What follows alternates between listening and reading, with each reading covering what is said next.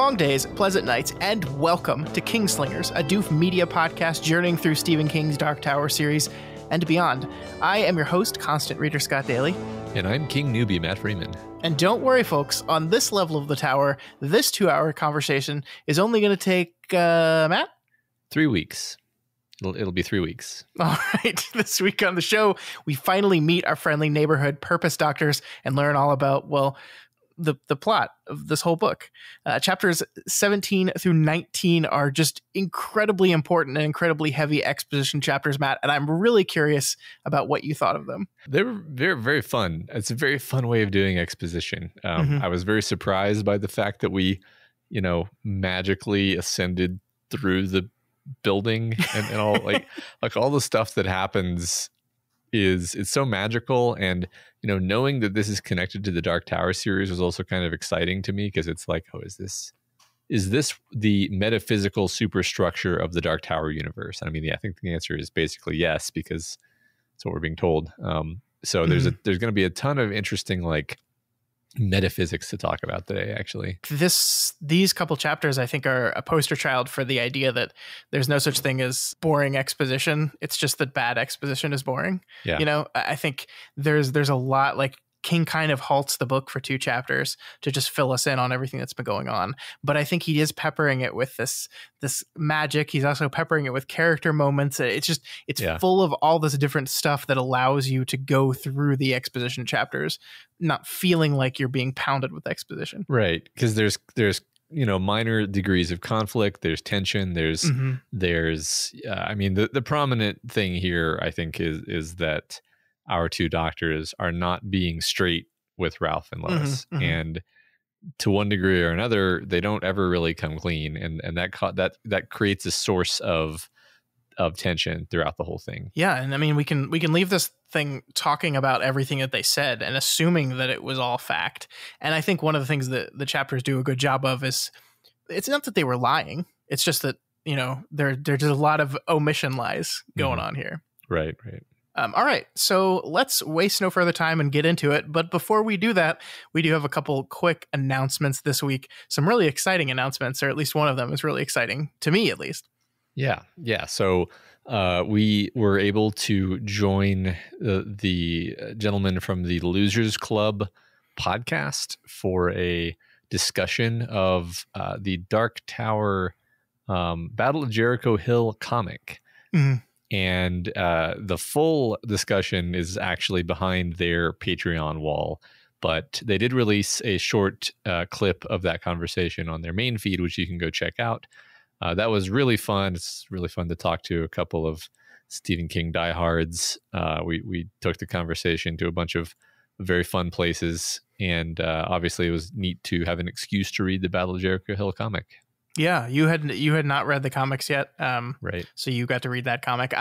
The Losers Club has been a podcast I've been listening to for a while now, and I was totally honored when they reached out to us and asked us to come on and guest on this. And yeah, like you said, it is behind a Patreon paywall, but I think it's worth it. So you should go over to the Losers Club and subscribe to their Patreon. Yeah, as long as it doesn't mean you also unsubscribe from our Patreon. Right. Obviously.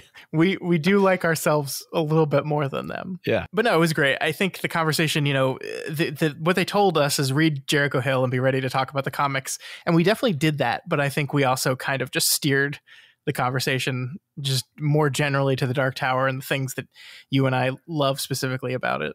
Yeah, right. At a certain point, I was just like, can we talk about Ka now? Yeah, it was a lot of fun. Those guys are great. And if you haven't listened to the Losers Club outside of just the show we're on, y'all should check them out. They're a lot of fun. Yeah. The last thing I wanted to do is just give a quick plug for a show that probably doesn't need a plug, but Mike Flanagan's Midnight Mass premiered on Netflix over the weekend. It's a 7-episode series on Netflix, and I really, really recommend it. If you are listening to this podcast, there's a good chance you're going to love this series. Mike Flanagan, for those of you that don't know, is responsible for the Haunting of Hill House and Bly Manor Netflix shows that have premiered over the last 2 years. He's also done the Stephen King adaptations of both Gerald's Game and Dr. Sleep. Dr. Sleep is, I think, one of my favorite King adaptations ever, and one of my favorite movies of the year it came out, which I think is a couple years ago. It's a movie that people slept on, but I think in 10 to 15 years is going to be scene with Reverie.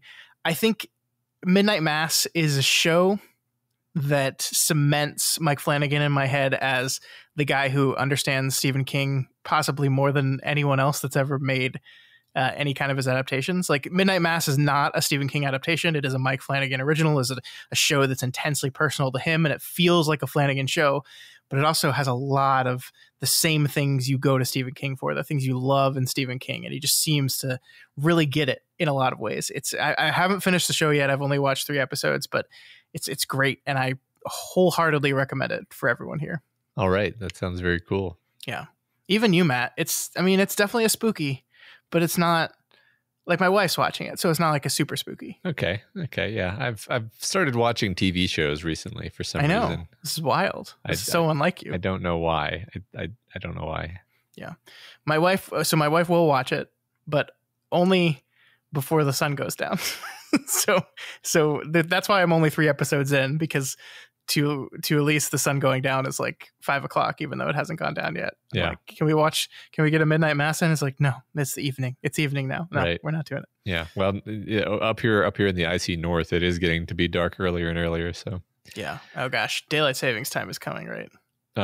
Yeah, I guess it must be. Is the one in fall daylight savings time, or is that normal time? One of these years I'll actually bother to look that up and remember it, but I don't remember right this minute. So this year I get to have the new challenge of daylight savings time being how it's going to completely fuck with my infant son's schedule. I'm terrified of this. Why do we do this? Let's stop it. Let's not do this anymore. It's especially horrible when you have kids, because especially when you have to send them to school, because you're like, all right, little growing children whose brains and bodies are literally growing. I can hear them growing if I put my head down. Wake up. It's time to go to school. But what? This isn't the time I wake up. Last week I did not wake up at this time. No, it's an hour earlier. Sorry. Yeah. I hate it. Anyway, that's Midnight Mass. It's on Netflix. Check it out. Yeah. All right, Matt, let's get right into its chapters, and we begin with chapter 17. And here we go. Here we go. I'm so excited about this. As if setting the tone for the rest of this week's reading, and indeed, in my opinion, the rest of the entire book, this week's chapter opens up on some really crazy shit happening. Lois and Ralph are hit with a flash of white light, and when they recover from it, they realize they've ascended to another level of the tower. Yes, perhaps quite literally. Yes, indeed. They become incorporeal angelic beings. Mm-hmm. So that's new. Yeah, definitely. Before they can figure out what all this means, they catch sight of their old friend, Bill McGovern. He is completely covered in a death bag and has an obviously chopped off balloon string. So that's our worst fear realized here, Matt. We hadn't seen Bill in a while. We knew the Doctor Number 3, who we'll now call Atropos, had his hat, but we didn't know how bad things were for Bill. And now we know. Now we know how bad things are for Bill. Yeah, this was indeed a terrible moment, and I was actually very sad about how the rest of this plot thread goes. I'll just say this up front. I was hoping, maybe even expecting, that we were going to see our heroes rush to save Bill at the last minute. As a way of exploring their new powers, maybe they would repair his balloon string. It would be, a success, and then they would enlist Bill into their quartet by demonstrating their abilities. But that wasn't what Ka had planned for Bill McGovern, and I was bummed about that. Yeah, I mean, you can't forget the most important rule of Insomnia, Matt, which is done bun can't be undone. I guess that's right. I mean, we haven't seen any evidence that you can repair a balloon string at all. Yeah, and so I guess the lesson here is like, no, as you said, some things can't be fixed. Our doctors seem to think. And again, we don't know how much they're holding back, but seem to think it's impossible. That yes, that is something that just simply cannot be done. Mm. Cool. So Lois reaches in to Bill's death bag to try to get his attention and get a hold of him, and that doesn't go well, Matt. She kind of completely loses her mind. She goes crazy for a minute here. She's screaming out in pain and is horrified, and it's only with an aura-vention from Ralph where he kind of like spreads a little bit of his aura into her to wash out the bad stuff, that she's able to get a hold of herself and calm down. And I really like this passage right here. Lois continued to struggle, dinning those inarticulate screams into his head, trying to tell him how awful it had been, how he'd been rotting, that there were things inside him, eating him alive. And that was bad enough, but it wasn't the worst. Those things were aware, she said. They were bad, and they had known she was there. That really reminds me of Caroline's head being full of bugs in the dream. Yeah. These like hateful and aware bugs. And I feel like something similar is happening here. I mean, I think recently came to suspect, and now suspect even more so, that Caroline was the victim of a balloon string cutting and a death bag. I mean, it's still possible that she died a natural death, but the fact that she seemed to have bugs inside of her is rather suspicious. Yeah, I mean, I'm not saying that you're wrong. I will say that, like, well, when Ralph is talking with the doctors, one of the things he said is, I'm not surprised that they were the ones that were here in front of my wife's bed a year ago. So he assumes that she died of a natural death. He assumes that, and that could still very well be the case. And I mean, one piece of evidence on the side of that ledger is like she survived, if I recall correctly, like at least several months with the brain tumor. And you get the impression that when Atropos cuts your balloon string, you die like within the day. Yeah, I mean, Ed Deep now being the one big exception to that. But I guess I'll reserve judgment, other than to say I find it suspicious that we have this idea of there being like rotting bugs inside of her. Yeah, I mean, we definitely were introduced to this idea that Carolyn was being eaten alive by these bugs. I mean, that incredibly horrifying dream. And I think you're right that the book King wants you to draw that line between that and what Lois is experiencing here. And it's interesting because, like, how do we square that idea? Not only these things that there's these bugs inside him eating him alive, but that they were aware and like this is a living being. Like, what are these in the grand concept of the Stephen King metaverse? Because they don't necessarily tie into this idea that, oh, it's just this is a victim of the random, you know? Yeah, I mean, they could just be you're gonna either laugh or hate me, but they could be related to the Langoliers, like in the sense that they're sort of little mindless things that eat up what is no longer useful.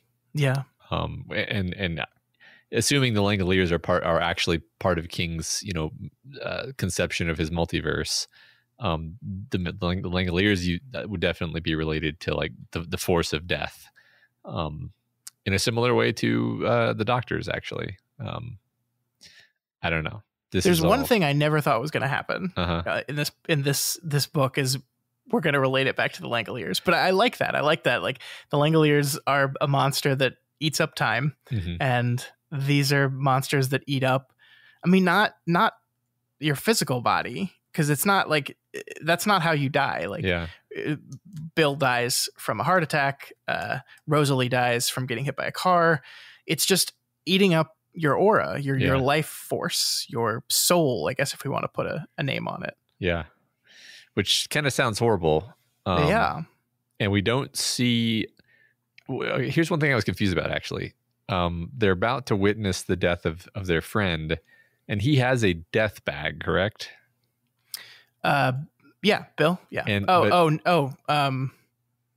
you mean Jimmy? Jimmy V? Yeah. No. So okay, he does not have a death bag.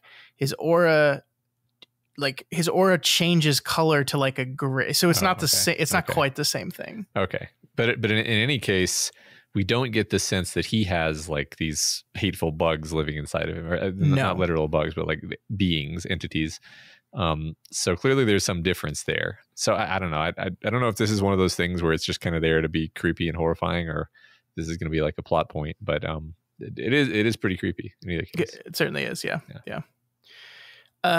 So it's about this time that our characters realize that on this level of existence, on this level of the tower, they cannot be seen by anyone. They're invisible to everyone around them. I just want to kind of gauge your response to this part of it, because like everything that's happening now is weird, and the weirdness is about to like pop off in even more ridiculous ways. But like, what was your reaction to this specifically? It's always been a book in which there was magic. Like we've been seeing auras for hundreds of pages now, but this is another pretty seismic shift. Yeah, the idea that they're insubstantial and reminiscent of angels was the most unexpected part to me. I think they've actually sort of ascended to the next plane of cosmic reality. I don't know. I guess it's very fun. I can't help but think at times like this about the fact that Roland saw this book as a potential trap, and I wonder if part of that wasn't the idea that like, oh, you know, if you subject yourself to insomnia, then you can gain all of these like really incredible powers. Because every time their power levels go up, I'm like, holy shit! Like this would have been useful for somebody in the Quartet of 19 to have access to. Yeah, that's for sure. But also there's the risk of going insane, right? So yeah. Anyway, well, yeah. And I love the idea that like Ralph's like initial reaction to when he phase shifts or whatever you want to call it is like he senses worlds even beyond this that he could completely get lost in. So there is some danger of like being so untethered that you just float off. Yeah. I feel like there was a moment in here, I can't put my finger on it, but it was language reminiscent of Todash, where it felt, at least I felt like King was nodding to the idea that like, if you aren't careful, you might just slip off into Todash. Yeah, and I like the monsters within the death bag kind of eating away, like feel like they could be a certain kind of Todash monster, you know, like that the cutting of a cord doesn't necessarily open a portal to Todash space or transfer to Todash space, but like it'll like we already know through Ed Deep now that the cutting allows entities beyond our plane of existence in, because we'll see that's how the Crimson King got into Ed. But like, so maybe it's just like it shifts things, it screws things up in a way that invite different things in, and these Langoliers, I guess we'll call them, escape Todash space on one level of the tower, not the physical one. Yeah, that's really interesting. I like that idea. All right. I really like there's a little beat here that it has nothing to do with the plot we're talking about, but they're kind of sitting here observing Bill talk to this other guy that we don't know. It's just a guy surrounded by this purplish aura. And our characters are just kind of observing them, and they get little snippets of his conversation. And the interesting thing about this conversation to me is Bill is telling the other guy almost like the exact same word for word stories about Bob Polhurst that he told Ralph earlier in the book, like the stories of how the book on the Civil War was like the best book he's ever written. And he tells him the story of why he wouldn't publish it. And he tells him all these other things, the crossword puzzle. He does a crossword puzzle in ink, you know. It's the kind of story that like you just tell so many times that it's just rehearsed in your head. And so whenever you're talking to someone else about this person, it just sounds the same. And it's just, I don't know. It's just a detail that I really appreciated. Yeah, me too. I think, you know, it's important to Bill that other people understand how great of a friend, how great a person Bob was. And part of that is, you know, having a very good story to describe how great he was. Yeah. And it was a very believable touch. One of the many very kind of heartfelt, believable touches in the book relating to how people deal with death, basically. Yeah, I think you're right. So they go check out Bob's room, but one look at that guy's balloon string says that he's on death's door, but he's going to be hanging out for quite a while. So then they see the white man tracks, which Ralph has just decided the doctor's tracks are the white man tracks that Carolyn was talking about, which I still, in my head, I'm like, but why though? They're not white. I guess the men are white technically, I guess. Yeah. I mean, now that I'm thinking about it, I'm like, is it because they're of the white that they're the white man tracks? I mean, that's all I can think. Well, yeah. Look at you. Yeah, I guess. We see that the white man tracks are heading into Jimmy V's room. So they go there. And that's when I like the way King handles this, where he and Lois walked up together and stood looking in. Jimmy V had 3 visitors, and the one sitting beside the bed thought he was all alone. I thought that's just such a clever way of introducing the fact that the doctors are in here, right? Like, we don't even say that they're here first. It's just we're introduced by there are 3 people in here, but one of them doesn't know about the other 2. I just thought it was really a really clever way of organizing that. Yeah, that's just a delightful sentence. Mm-hmm. And then this part of the chapter ends with, "Hello, man. We've been waiting for you." And that just kind of sets the tone for the way this conversation is going to go. Yeah. I unfortunately have to report that the audiobook readers, while being a very good audiobook reader in general, the voice that he does for the doctors is like nails on a chalkboard to me. Oh no. It made it hard to listen to sometimes. But what does he do? I honestly can't do it. It's like a constant like voice cracking. I can't really do it because he has a very different vocal timbre than me, but it's kind of horrible. Other than that, though, I love this conversation. All right. So we are introduced to our little bald doctors at last. They technically don't have names, but they decide to refer to themselves by the names that Ralph gave them earlier when he was talking about the 3 fates. So here at last, we finally meet Clotho and Lachesis. I don't know if that's how you pronounce it, Matt, because I looked it up and I saw one pronunciation was Lachesis, and then you said the audiobook said Lachesis. So don't yell at me about pronunciations anymore. Yeah, I'm going to go with Lachesis, trusting the wonderful audiobook reader who makes no mistakes. Sure. So this is Clotho and Lachesis. And I love these guys. I love these guys so much. I love we talked about why the exposition works, and half of it is just this kind of delightful glee with which they're getting to interact with human beings that they never have before. Mm-hmm. They've never talked to people ever, and they're really enjoying this. And that, I think, leads into why our protagonist is so annoyed with them. Yeah. They're this really fun combination of obviously like having sort of vast cosmic wisdom and also being very naive, and like just the fact that they can't lie being one example. Yeah. I really like this part as well. Lachesis, we've given you our names you may use at any rate. Won't you give us yours? Lois, you mean you don't already know? Pardon me, but I find that hard to believe. Lachesis, we could know, but we choose not to. We like to observe the rules of common short-time politeness wherever we can. We find them lovely, for they are passed on by your kind from large hand to small and create the illusion of long lives. It's just so delightful that, like, yeah, we could know exactly what your names are, but we want to just observe your customs because they delight us. Yeah, let's have a little tea party. Yeah. I was fun to realize just in passing that Ralph isn't a short timer because he's elderly. He's a short timer because he's a human. Yeah. Because these creatures see us all as having very fleeting lives, actually. Yep. To a creature that lives forever, any human being is a short timer. Yep. It's a really fun reveal. So we're going to spend a lot of time talking about Ralph's anger in this section, but I think it's important to establish that his anger begins at the beginning, like basically before anyone has said anything about anything. I love this, that he's like immediately agitated. They were wearing identical approving smiles. Ralph supposed he should have been flattered, but he wasn't. Instead, he was afraid and very angry. They had been neatly manipulated every step down the line. This was no chance meeting. It had been a setup from the word go. Clotho and Lachesis, just a couple of little bald doctors with time on their hands, standing around in Jimmy V's waiting room, waiting for the short timers to arrive. Ho-hum. So what do you make of his anger and his frustration here? Yeah, this is a side of Ralph that I think has been present the whole time, but it comes strongly to the fore here, which is that he doesn't like feeling like he's not in control. I think this is part of why he hates getting old so much.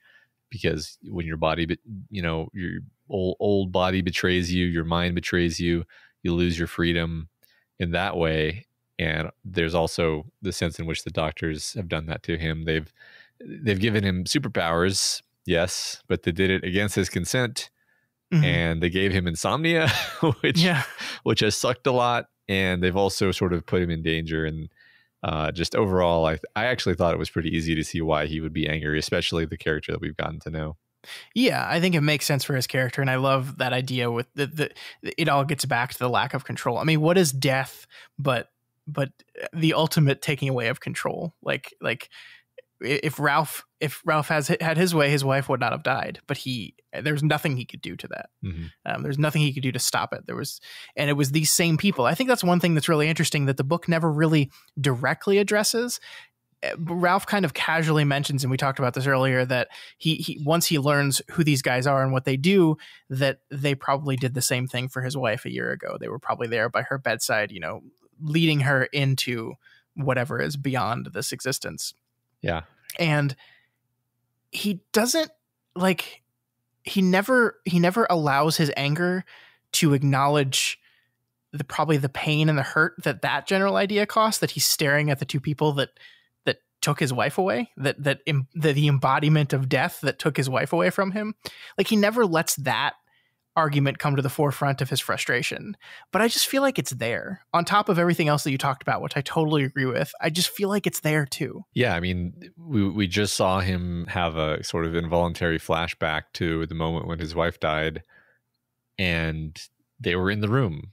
That right then, right during that terrible moment of his life, which he just had to re-experience. So I think that you are right. I mean, it's interesting because there's nothing overtly textual to indicate that, but I think that it's just like a very plausible read for what's going on with this character. Sure. Yeah, and I think it just makes total sense to me that Ralph wouldn't allow that at the forefront. Like he wouldn't allow that to be part of his anger, because that would admit that he is depressed and mourning and hurt, and he just has trouble letting himself admit that to himself. Yeah, you got to keep that buried. Yep.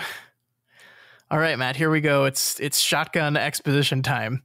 Clotho and Lachesis explain what's been going on. First, why no one can see them. As Ralph predicted, they've stepped on a higher plane. He describes it as a skyscraper with various floors and people on different floors. But that's not quite what he's thinking, right? Because except that wasn't quite what Clotho was thinking, Ralph discovered.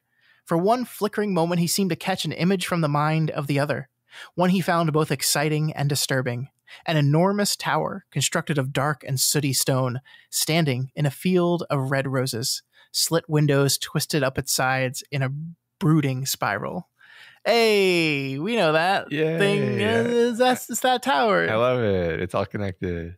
It's fun, right? I mean, like, up until this chapter of the book, the Dark Tower references have been very not indirect, but like not a driving force of the plot. Right? Like we had a couple mentions of the Crimson King. We know we've seen Patrick Danville at some point, but he's really not played into the story at all.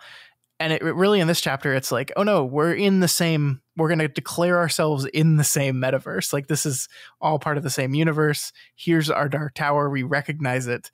We've taken a step further into this is a Dark Tower book than we have before at all. Like in all of Salem's Lot, and then here. Yeah, right. And this is one of those weird things where, I mean, I know that this is connected to the Dark Tower because there's a copy of it in the Dark Tower, but I still am not sure, like, to what degree this is going to ever feel meaningfully connected to the Dark Tower. And you're right. This is like the moment thus far that has felt the most significant. Yeah, but it is also kind of just a bit of fun. Like this reference here doesn't matter, except that we the reader of Dark Tower stories recognize this as, oh yes, we're on different planes of existence. We're on different levels of the tower. We've gone to other worlds than these, which of course one of the doctors will then say later on, which is another perfect moment. Yeah, that is great. I feel really dumb and slow for having just put this together, but like if they have if the tech corporation has a copy of Insomnia and Roland understands the nature of what Stephen King is in the Dark Tower universe, then he knows that Insomnia is a true story about a thing that really happened, that he could actually go go meet these people potentially. And like, maybe that's the sense in which it's a trap, is that maybe he would want to like go here and interfere with this event if he knew about it. Interesting. I'm thinking out loud. I have no idea. But, Sure. No, I like that. Okay. I mean, how would he get to that level? There's a lot of There's what definitely ifs there. logistic problems, but he was actually like going into the place with all of the doors at this point in time. Sure. Which is the reason why it is even remotely a possibility. So yeah, I don't know. So there's this one moment, Matt, where Ralph is still really, really angry. I think I'm going to say Ralph is still angry about 27 times during this week's reading, but he's thinking about all the suffering he's gone through over the last few months, the suffering of the insomnia. And I love, this is something that I think Stephen King does a really good job of a lot of times, where he has a character going through some emotional state and he calls back to a moment of great emotional resonance. In this case, it's frustration. And he calls back to the moment Ralph was rooting through his cupboard, half asleep, going crazy, looking for a thing of soup that he just couldn't find. And it's like, we talked about it in the moment, that it was this watershed moment for Ralph when he really just felt like he was losing his mind. And this was the end. Like, he couldn't carry on. He couldn't keep doing this. This thing had brought him to his lowest possible state. And he holds on to this memory because he's looking right at the two people responsible for that, the people that put him there, in more ways than one, right? That's the fun thing about this. They took away Carolyn, and then gave him the insomnia, which happened back to back. Like, we can say on a plot level, they tinkered with his aura and therefore gave him insomnia, and that's how this whole thing worked. But the insomnia started after his wife's death, right? So, like, these people are responsible for everything he's gone through. Right. I mean, they may have even tinkered with his aura when they were there taking his wife away. Sure. But yeah, no, it's such a perfect, like you said, emotionally powerful moment to call back to and remind us of, why he is upset. Yeah, the specificity of Stephen King, we talked about this last week, but the specificity in real world examples, but also in calling back to emotional moments within his own stories, I think is something I don't see every author do. And I wish more authors did, because it just allows you to understand them and emotionally attach to them in these ways. Yeah, me too. Or they can offer another explanation as to what's going on here. It's time for Jimmy V to die. And the two doctors comfort him, and in his death throes, Jimmy actually sees Ralph. And I'm gonna read this whole part because I find it really, really beautiful. So this is right as he's dying, he looks up and sees Ralph, and he says, "Say, Ralphie, do you remember the day we tried to get into that tent revival so we could hear him sing Amazing Grace?" "I remember, Jimmy." Jimmy appeared to smile, and then his eyes slipped close again. Lachesis placed his hands against the dying man's cheek and moved his head a bit, like a barber getting ready to shave a customer. At the same moment, Clotho leaned even closer, opened his scissors, and slid them forward so that the long blades held Jimmy V's black balloon string. As Clotho closed the scissors, Lachesis leaned forward and kissed Jimmy's forehead. "Go in peace, friend." There was a small, unimportant snick sound. The segment of the balloon string above the scissors drifted towards the ceiling and disappeared. The death bag in which Jimmy V lay turned a momentarily bright white and then winked out of existence, just as Rosalie's had done earlier that evening.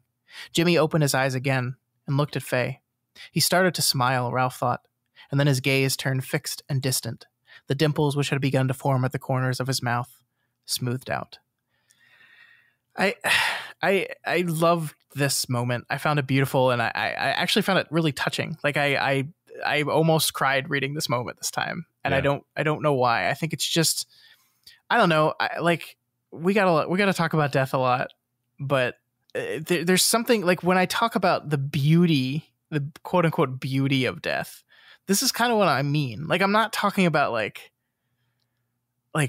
the death is beautiful, but I just mean, like, this is the way if I gotta go, like, I'm gonna die one day, right? Like, as of the date of this recording, human beings are not immortal. Right. So I'm going to die one day. And this is the way I want to go. Yeah.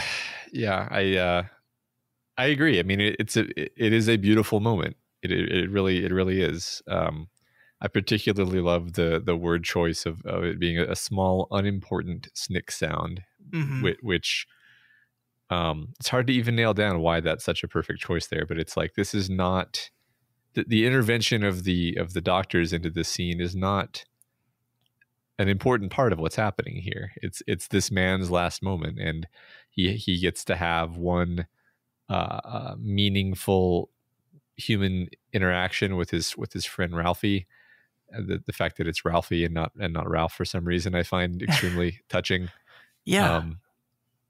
And just like a good conclusion to a life. The fact that he got to see that they got to see each other one last time, I think is beautiful. Well, and that there is something that exists out there that is going to kiss you on the forehead and wish you peace in your moving on. You know, like this is like death is. I'm terrified of death. I am absolutely terrified of it, and I don't even like thinking about it a lot of times. But like, I like, regardless of what higher power you believe in or don't believe in, like the idea that there is just something at the end to just be like, hey, don't be scared. It's gonna be okay. You're go in peace. Like, here you go. I'm going to lead you to whatever's next. Like, I don't know. There's something beautiful and touching about it. Sure. Yeah. It's a very pleasant thought. What, like you said, regardless of what you believe, it's a very pleasant thought. And I think that's one of the fun things about fiction is that in a universe where you explicitly have a sort of spiritual metaphysics, then you can just say like, yeah, and then he's going to move on. He's going to go to the clearing at the end of the path, which we don't really know what that is. I mean, I think King has been, at least in the novels I've read, he's been pretty careful to make it relatively clear that we don't really know what the afterlife is. Yeah. But seems it seems like there's so much magic flying around in this universe. There probably is one. Probably is an afterlife. And so that gives you some comfort, at least on behalf of these characters. Yeah. I mean, even if there's not an afterlife, like even if in this world, like Jimmy just ceases to exist, which is very sad, but like it's okay. It's okay. Like it's your time. Like you've lived a long life. It's your time. It's okay. Yeah. Like, I don't know. He's a man who, for whatever reason, is here basically alone. Like there's Faye. Faye is here technically, but like Faye is not a loved one, and Ralph is the closest to a loved one he has here, and so Ralph gets to be there for him.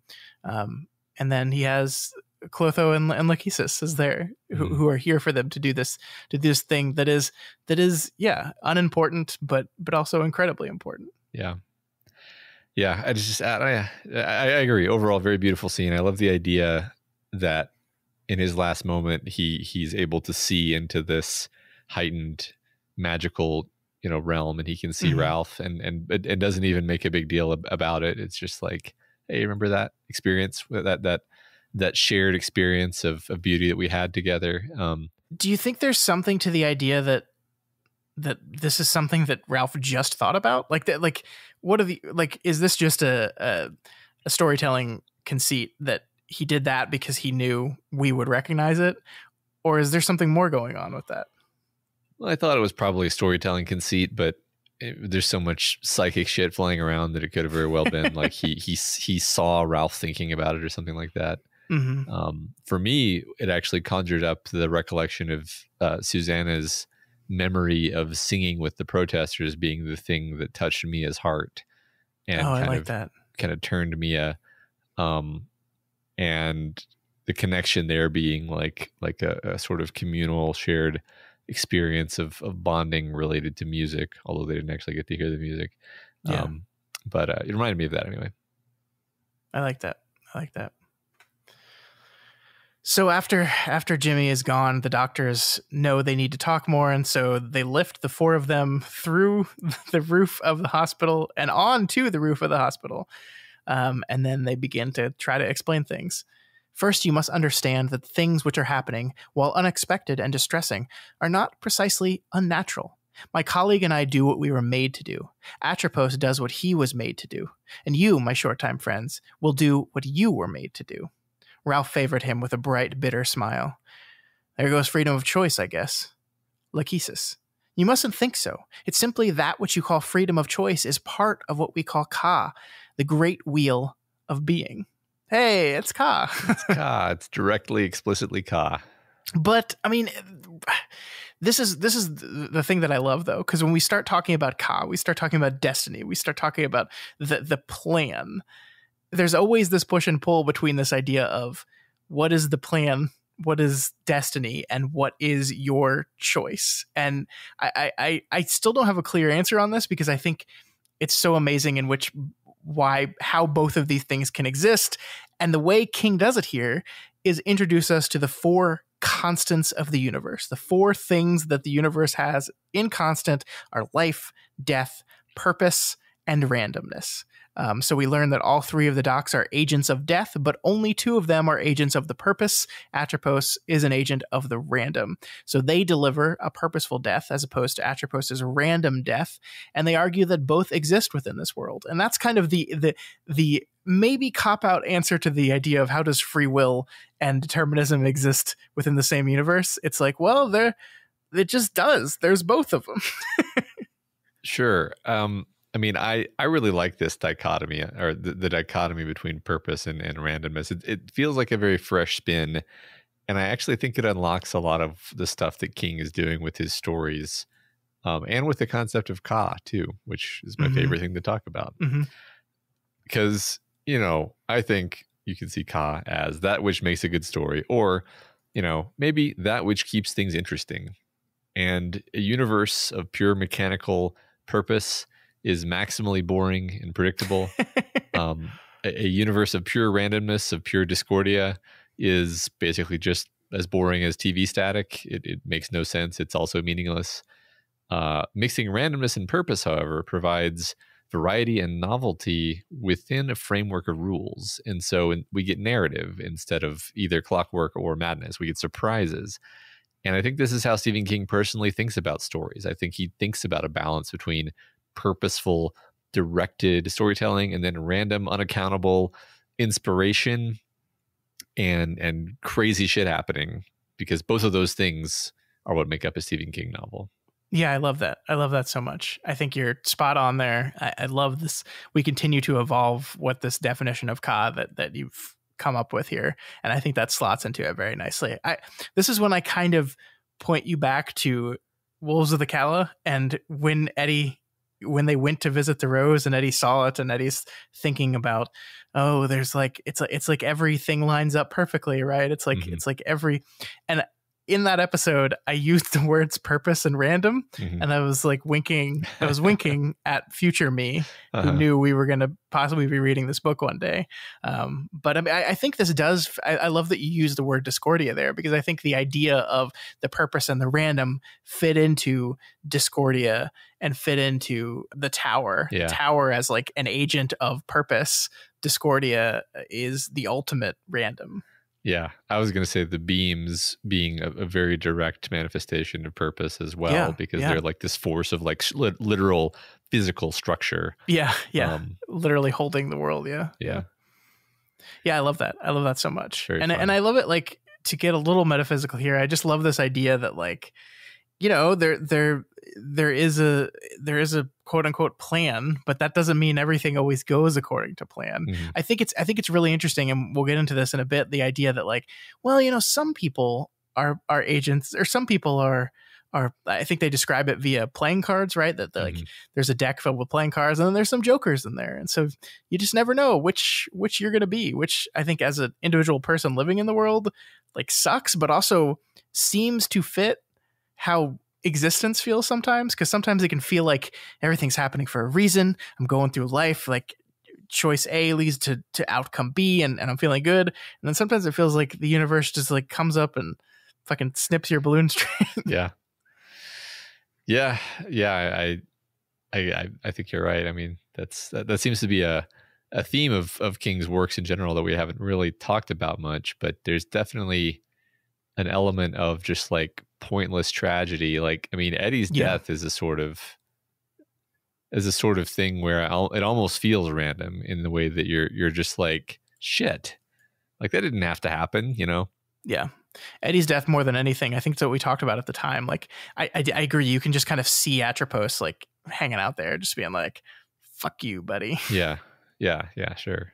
Yeah, I don't know. I think, there's a lot, like, the more I read Stephen King, the more I realize how much he is wrestling with his own ideas of spirituality and his belief system. Like this is a book in which we're basically trying to understand like one of the fundamentals of life, which is death, and so much of religion and spirituality come into what is death and what does it mean and how does it happen. And I love this idea. Like one of the things as a kid, going to Catholic Mass every week was like, I just don't understand how I can have free will and also everything's part of God's plan. I just don't get it. And I never ever got a convincing explanation of that, like I just don't understand. It can't be both. And I don't think King is offering a perfect answer here, but I think he's saying, well, it can because it is. Sorry. And that's not satisfying, but I think it's clever. Yeah. We get super metaphysical here too, because the doctors have this little tangent between them where they're like, yeah, and then like there's like a higher level sort of agents of purpose and randomness, but we kind of suspect that above a certain level it's just all purpose. and I thought that was interesting because to me, like, it maps on, I think, very well to what you were just saying about like God has a plan sort of rhetoric, because it's like, well, you could say that God has a plan that encompasses everything, but he allows the details to shift. Sure. And he lets you decide the details. And it's like, is that really free will? I don't believe in free will anyway, so I don't care. But if you want to find free will, then that's where you could find it. Sure. Yeah, I like that. I mean, I love the idea just generally that Lachesis and Clotho like are just have no idea. Like, you said, what happens after death, and one of my favorite details of this is that they don't know. They don't fucking know. They're there to cut the string, and they don't know where the person goes. They have no idea. And I love this idea that like even these people live thousands or millions or eternity, and they know more about how the metaverse works than anyone else, but when it comes to some things, they're just completely in the dark as well.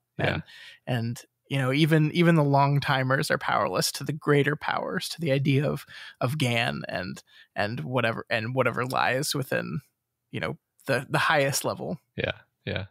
It was one funny thing about the doctors, which I kept thinking about, is like, okay, but thousands of people are dying all around the world every minute. So in some sense, they're sitting here talking to Ralph and Lois, but in some sense, these guys must be like metaphorical or something, because if they're responsible for purposeful death, then they've got to be cutting balloon strings all over the world all day, every day. This is not a criticism. I'm just pointing out that like they're clearly not just like two guys who walk at a casual pace between locations. Sure. I mean, you could argue that this form is one they take only to hang around on these specific levels, and they normally exist on a higher level where they're not even really a physical manifestation anymore, and so they just manifest down in multiple locations at multiple times to do whatever. That sure, I'll buy that explanation as headcanon. Absolutely. I think I can confidently say that Stephen King is not going to explain that to you. I don't think it matters to him, and I don't think it needs to, but I think you're right that it does clue us in that like imagining these guys as just like, walking to their next appointment is not really what's going on. Right. Exactly. I don't think we needed that to be explained at all. I just thought it was kind of funny that it clearly doesn't make sense as depicted on the page, but you're like, it's because it's not real. Yeah.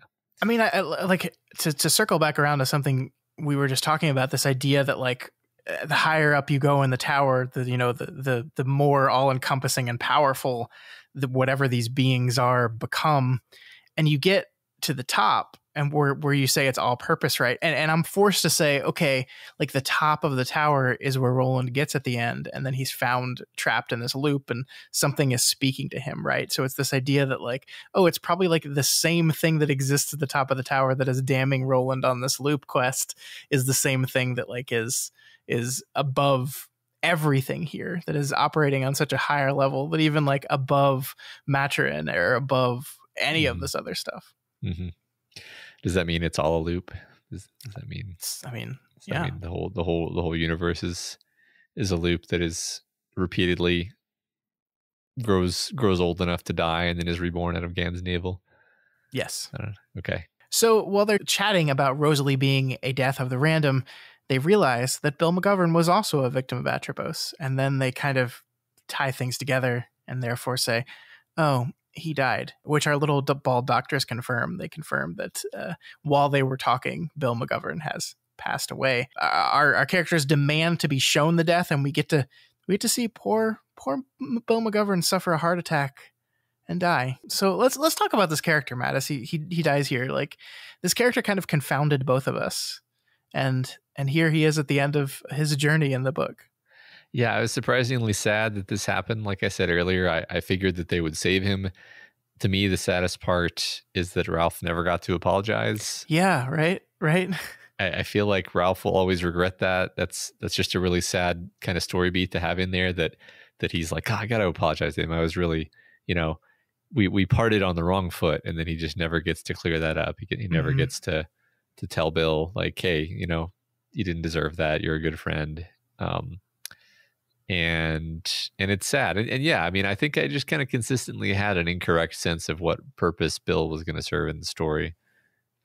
Yeah. I mean, it's one of those things that to kind of circle back to what you were just saying, is that feels random. It feels like the book is setting up Bill as a character that is going to drive a thematic purpose home, and then he just kind of dies. He just kind of dies, which is extremely ingenious, actually, on like a meta level, because you can even imagine King like planning to have Bill serve some function in the story, and then realizing, like, wow, what a perfect example of the random is, like, this thing that was clearly there for a structural purpose. He's just gonna die randomly and pointlessly. Yeah. It's great. Yeah. That's I'm also just wanted to say at this point, I'm getting a vibe that makes me doubt that Ralph is going to make it out of the story alive. Interesting. So that's why is that? Well, it's a story about death. It's a story about death and a character who really doesn't want to accept death and kind of hates it. And one thing that you can do with a character like that is to have him come to accept, the purposeful, the place for death in life, the purpose of death, and in accepting that, he accepts his own death and sacrifices himself in a meaningful way. That's one. I'm just saying that's one arc that Ralph's character could be drawn in. Sure. Could be doing something else though. I don't know. Yeah, no, I like that. I guess to conclude this chapter, though, this is an interesting thing, right? Ralph realizes that Bill's death, while at the hands of the random, was not random, was not accidental. It was done to get back at Ralph because Atropos threatened him. He said, "Hey, you're fucking with stuff you don't understand. You messed with me. I'm going to mess with your friends." Yeah. Which isn't that by definition not random anymore? Like, that's like, it's not like. I mean, I know it is, because Atropos is just like meant to embody the idea of randomness, and not like he obviously has a will in everything he does. Like, he is deciding in some ways whose balloon string he's going to cut. Like, he decided to fuck with Rosalie that day. So that feels purposeful, but is random. But I just think that's funny. It's like, he had a plan here and he's executing his plan. Yeah. I'm just reminded of the do I look like a guy with a plan? But no, I don't know. I agree that there's sort of a contradiction there, but also, like, that is just his metaphysical role, and so we can just kind of buy it. Yeah. And of course, Ralph in this moment, making these connections, realizing these things, does not blame Atropos. He blames the other two doctors. He says, Atropos fucked with me and killed my friend because you were messing with me and getting me involved in this whole thing, and so it's all your fault. And so we end this chapter on Ralph just being fucking furious. Yep. And that moves us right into chapter 18, where a fucking furious Ralph decides, fuck these guys, I'm leaving. And he just starts leaving their level of the tower, like leaving their level of existence, just saying goodbye. Also leaving Lois there, by the way. Yeah, very mad. They only barely convince him to come back, and they do it by promising they're going to get to the point. They're going to get to the point of this whole thing. And so we're about to move into like why Ralph has insomnia. And I love this moment as Ralph rejoins them on the level. He gets back and Lois is like, "Oh my God, you almost left me. Why did you do that?" And he gives her a kiss. And I like this moment here.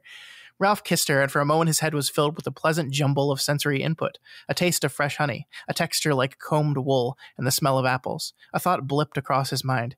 What would it be like to make love up here? And he banished it at once. He needed to think and speak very carefully in the next few minutes, hours, days. I just love horny Ralph, man. I just love horny Ralph, and here he is. Yes, it is continually funny, but also I think it speaks to King's metaphysics. We're always going to be talking about metaphysics. Sorry, that becoming an incorporeal angel doesn't mean you stop being horny. And I like that. Like, that seems very of a piece with the way King has always treated this stuff, because like love and sex, the red and the pink are always woven throughout everything in his cosmos. They're fundamental. And, you know, if the four forces that the doctors just described are life, death, purpose, and the random, you could say that red and pink are both life. And does that mean that red is purposeful life and pink is random life? Because I think that actually fits fairly well. It's really cool to have this new structure that King has given us, actually. Yeah, I mean, it kind of like that's one of the most fun things about Insomnia, I think, is you can put these four constants and drape them over every other story he's written, both Dark Tower and not. And it is a lot of fun. And I continue to love your red and pink metaphors here that just continue to delight me. Yeah, well, it's very fun. I mean, I feel like there was enough of it in the books we've read that I feel like really confident that this is a thing and I'm not just making it up. And even if I was making it up, who gives a shit? It's fun. Yeah, it's so fun. Yeah. It's so fun. I mean, and like all you're doing is putting colors to this idea that there are different types of sexual acts and different types of attraction, and like you're just assigning color to them to shortcut to what you're talking about here. Yeah, we also called it like the low Kamala versus the, I guess it was high Kamala, but sure. It's concepts that he's approached in various ways at various times. So yeah, definitely. I also like did this like the thing that happens on this level and the thing that happens every time Ralph and Lois like join hands with one of the doctors, and here where they join hands with each other, it's like apparently on being on this level and interacting with other beings on this level, just like it's like your aura's on hyper mode, and so you like his head was filled with a pleasant jumble of sensory input, right? Like this feels magical in a way, like that he kisses her and feels honey and wool and apples and these lovely things that he feels. It's like their auras are so hyper charged that they just touch each other and touch Atropos or touch a Clotho and Lachesis and just feel things and smell things and sense things. Yeah. I like that aspect of things too. All right, Matt, here goes another exposition dump here. The little ball doctors say they need help. They need Ralph and Lois's help because they're not allowed to directly interfere with anything Atropos does. But it turns out Atropos cut the cord of someone he probably shouldn't have. A blank slate, not an agent of the purpose or an agent of the random, but a blank slate that could have gone either way. We learn this, of course, is Ed Deep now, and the consequences of doing this to Ed will be very, very bad. I love this sentence here, or this paragraph, rather. Yes, it is Ed Deep now's cord Atropos cut. We don't know this because we have seen it. We've passed beyond our ability to see clearly, as I said, but because it is the only logical conclusion. Deep Now is undesignated, neither of the random nor of the purpose. That we do know, and his must have been some sort of master cord to have caused all this uproar and concern. The very fact that he has lived so long after his cord was severed indicates his power and importance. When Atropos severed this cord, he set a terrible chain of events in motion. So we learn that once his cord was cut, Ed had been taken over by the Crimson King, and something well above the Doctor's pay grade has made a counter move to the Crimson King's move, and that counter move is our characters, Matt, Lois and Ralph. They fucked with their auras just enough to bring on the insomnia, which is what allowed them to eventually see auras and colors and develop these powers. That's so fun. So that's a lot of information. So let's kind of go through it. Sure. Well, the first thing I wanted to mention is that all this addresses one important thing that we've discussed, which is the question of, was Ed always a massive dickhead, or is he the victim of an evil magical possession? And the answer is, fuck you. It's ambiguous on purpose, because he's a wild card. He probably was kind of an asshole in the first place, but maybe he could have become good. He could have become valuable. He could have redeemed himself in some way, or maybe he could have become a monster naturally through his own choices. But then the choice was taken away from him by Atropos. So now his current monsterhood, I think, is not his fault, apparently. Seemingly. Yeah, which is one of those things you kind of scratch your head at, I think, a little bit. Because, like, you know, as a person analyzing this book and trying to say, okay, what is Stephen King saying about abusive relationships through Ed? And right now, it seems what Stephen King is saying, sometimes this evil being will take possession of your loved one and force them to do these terrible things.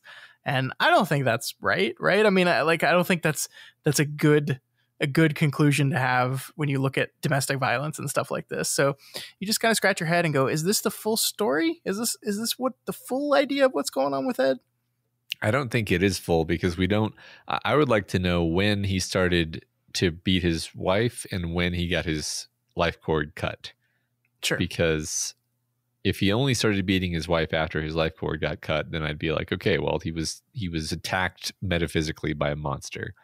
That sucks. But if he started beating her before that, then it's like, okay, well, he was clearly on a bad path. And like I said before, he maybe his arc could have been one of redemption and, you know, atonement for what he'd done, and he could have done some good. But now that's been removed. I don't know. I think I hope we find out just a little bit more about Ed. I know that there's been a lot of exposition, but I would like to get a little bit more insight into, like, where he came from, why he is, you know, this cosmic linchpin, this master cord.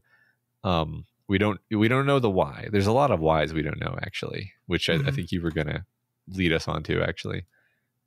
Yeah, I mean, I think the biggest why that we have right now is, why did whatever this powerful force is pick Ralph and Lois of all people to do these things? You know, like, if you're going to think of who your champions are to strike back against the Crimson King's chess move, an old man and woman who are suffering from the death of their loved ones just doesn't seem like the recruits you'd probably want. Right. I mean, we don't. Yeah. It's the most important question. You're right. And Clotho and Lachesis don't get around to telling them why, and they apparently can't really tell them, like, what they are supposed to do. So yeah. Well, I don't think like, if you ask them directly, why me, Clotho and Lachesis would be like, I don't know. Someone told me to do it. So you're going to have to take that up with the guy at the top of the tower. Sure. Well, they also seem pretty evasive. But at the same, but I don't disagree that they probably don't know. Yeah. And, like, I guess to ask you the question, that does kind of move into our next area where, like, we know that they can't lie. They, like, Ralph has kind of reasoned, if you ask them a question directly, they can't lie, but they're going to, like, take their time, drag their feet, try to shift the conversation away from the things they don't want to talk about towards the things that they do want to talk about.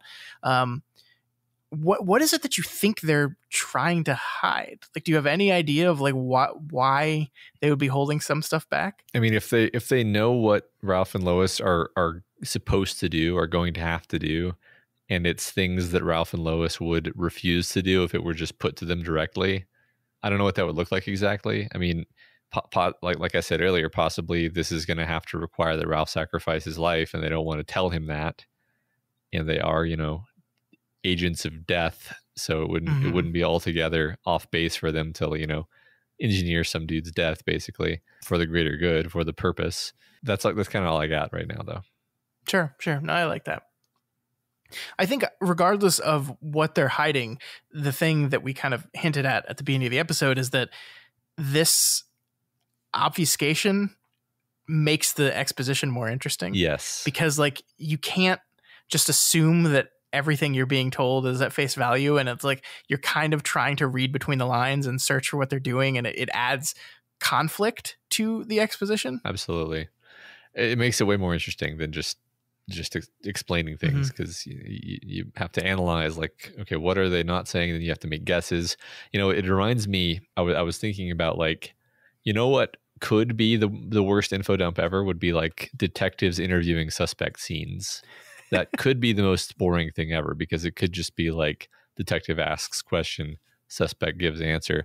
But detective interviewing subject scenes are always the most interesting thing ever, because there's this conflict. There's the two sides having opposing goals here, and that there are lies happening, and there's manipulation and good cop, bad cop, and all these dynamics. And so that's like you said, that's what makes this fun.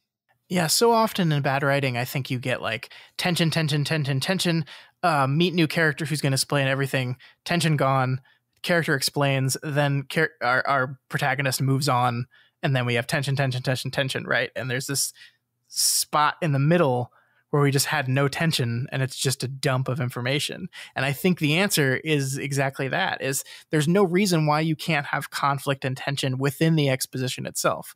A character doesn't want to reveal certain things, or they don't want to reveal anything. And so there's this push and pull about how you get the information out, how the information is conveyed, what is straightforward, what is a lie, what is exaggeration. There's all these things you can do in exposition to make it an actual scene, and not just here's a bunch of stuff we need to get out of the way so you understand what the third act of the story is going to be. Yeah, right. And there was drama to that exposition. There was Ralph getting so mad that he almost left, and I mean, I'm still feeling tension in my body right now, because I'm like what were they hiding? It was obviously something bad that they thought if Lois and Ralph knew, that maybe they wouldn't want to help. Yeah. And so that makes me really worried about what they're getting themselves into. For sure.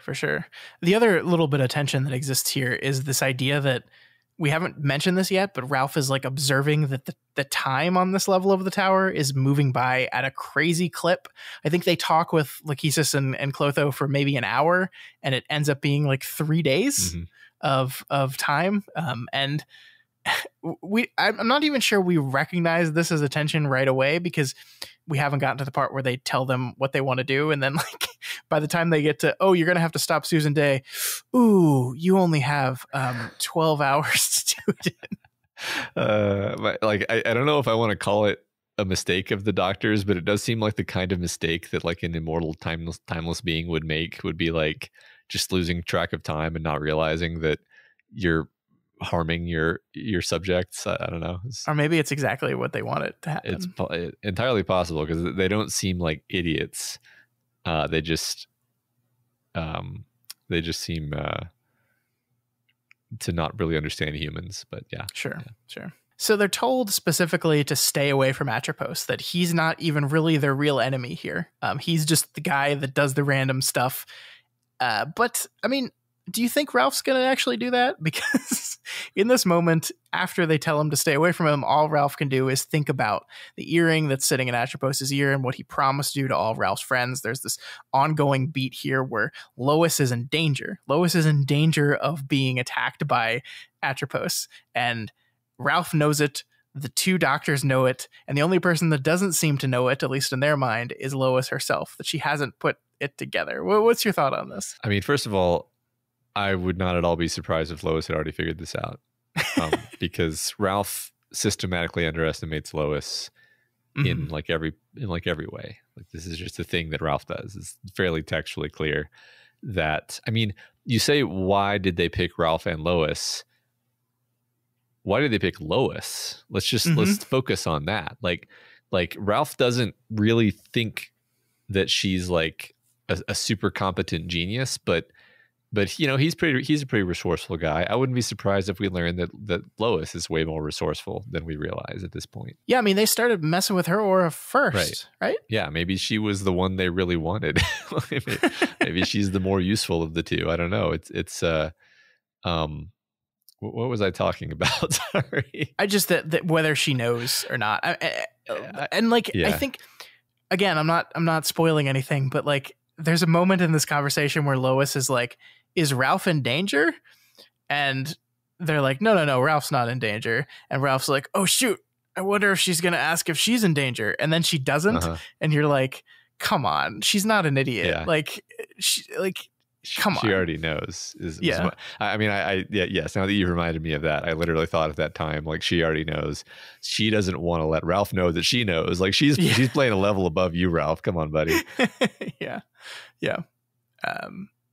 So the other thing we get here is that Ralph has been an agent, or his card was a purpose card for his whole life. He's been on the path of the purpose, but meeting with the little bald doctors fucks that up. He's been knocked, as we learn, out of his ka, which is really interesting, right? We get this line: "We drew you to us even though we knew it would alter your ka.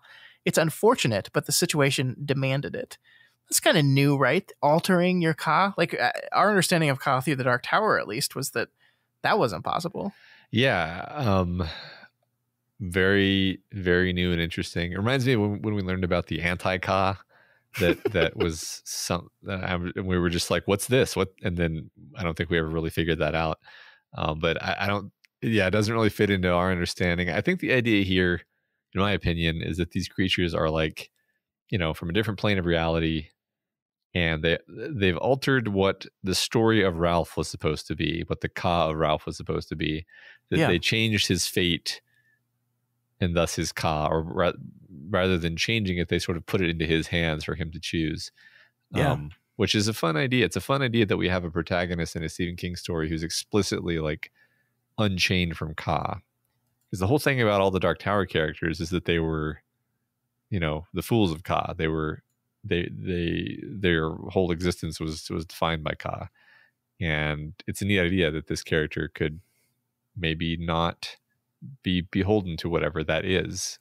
Make it, to go meta, like, the story could get really weird from this point, because you have a character, if I'm right that ka is storytelling, you have a character who is literally unbound from the rules of storytelling. Yeah, I mean, I'm not sure, like, they didn't say he was released from ka, they just said it was altered. Like, that's true. He was going to be in story A, and it is now in story B. And in story B, he's a karate chop action superhero who's fighting against the forces of evil. That's fair. But how are these old timer, short timers supposed to fight against the forces of evil? Well, of course, it's their aura powers, Matt. Their karate chop action and their vampire sucking. But this is the part in the story where we learn that our sleep vampires are drinking from a basically limitless source of blood. Image, a child at the seashore. A lovely girl with golden ringlets bouncing on her shoulders runs down the beach to where the waves break. In one hand, she carries a red plastic bucket. She kneels and fills it from the vast gray-blue Atlantic.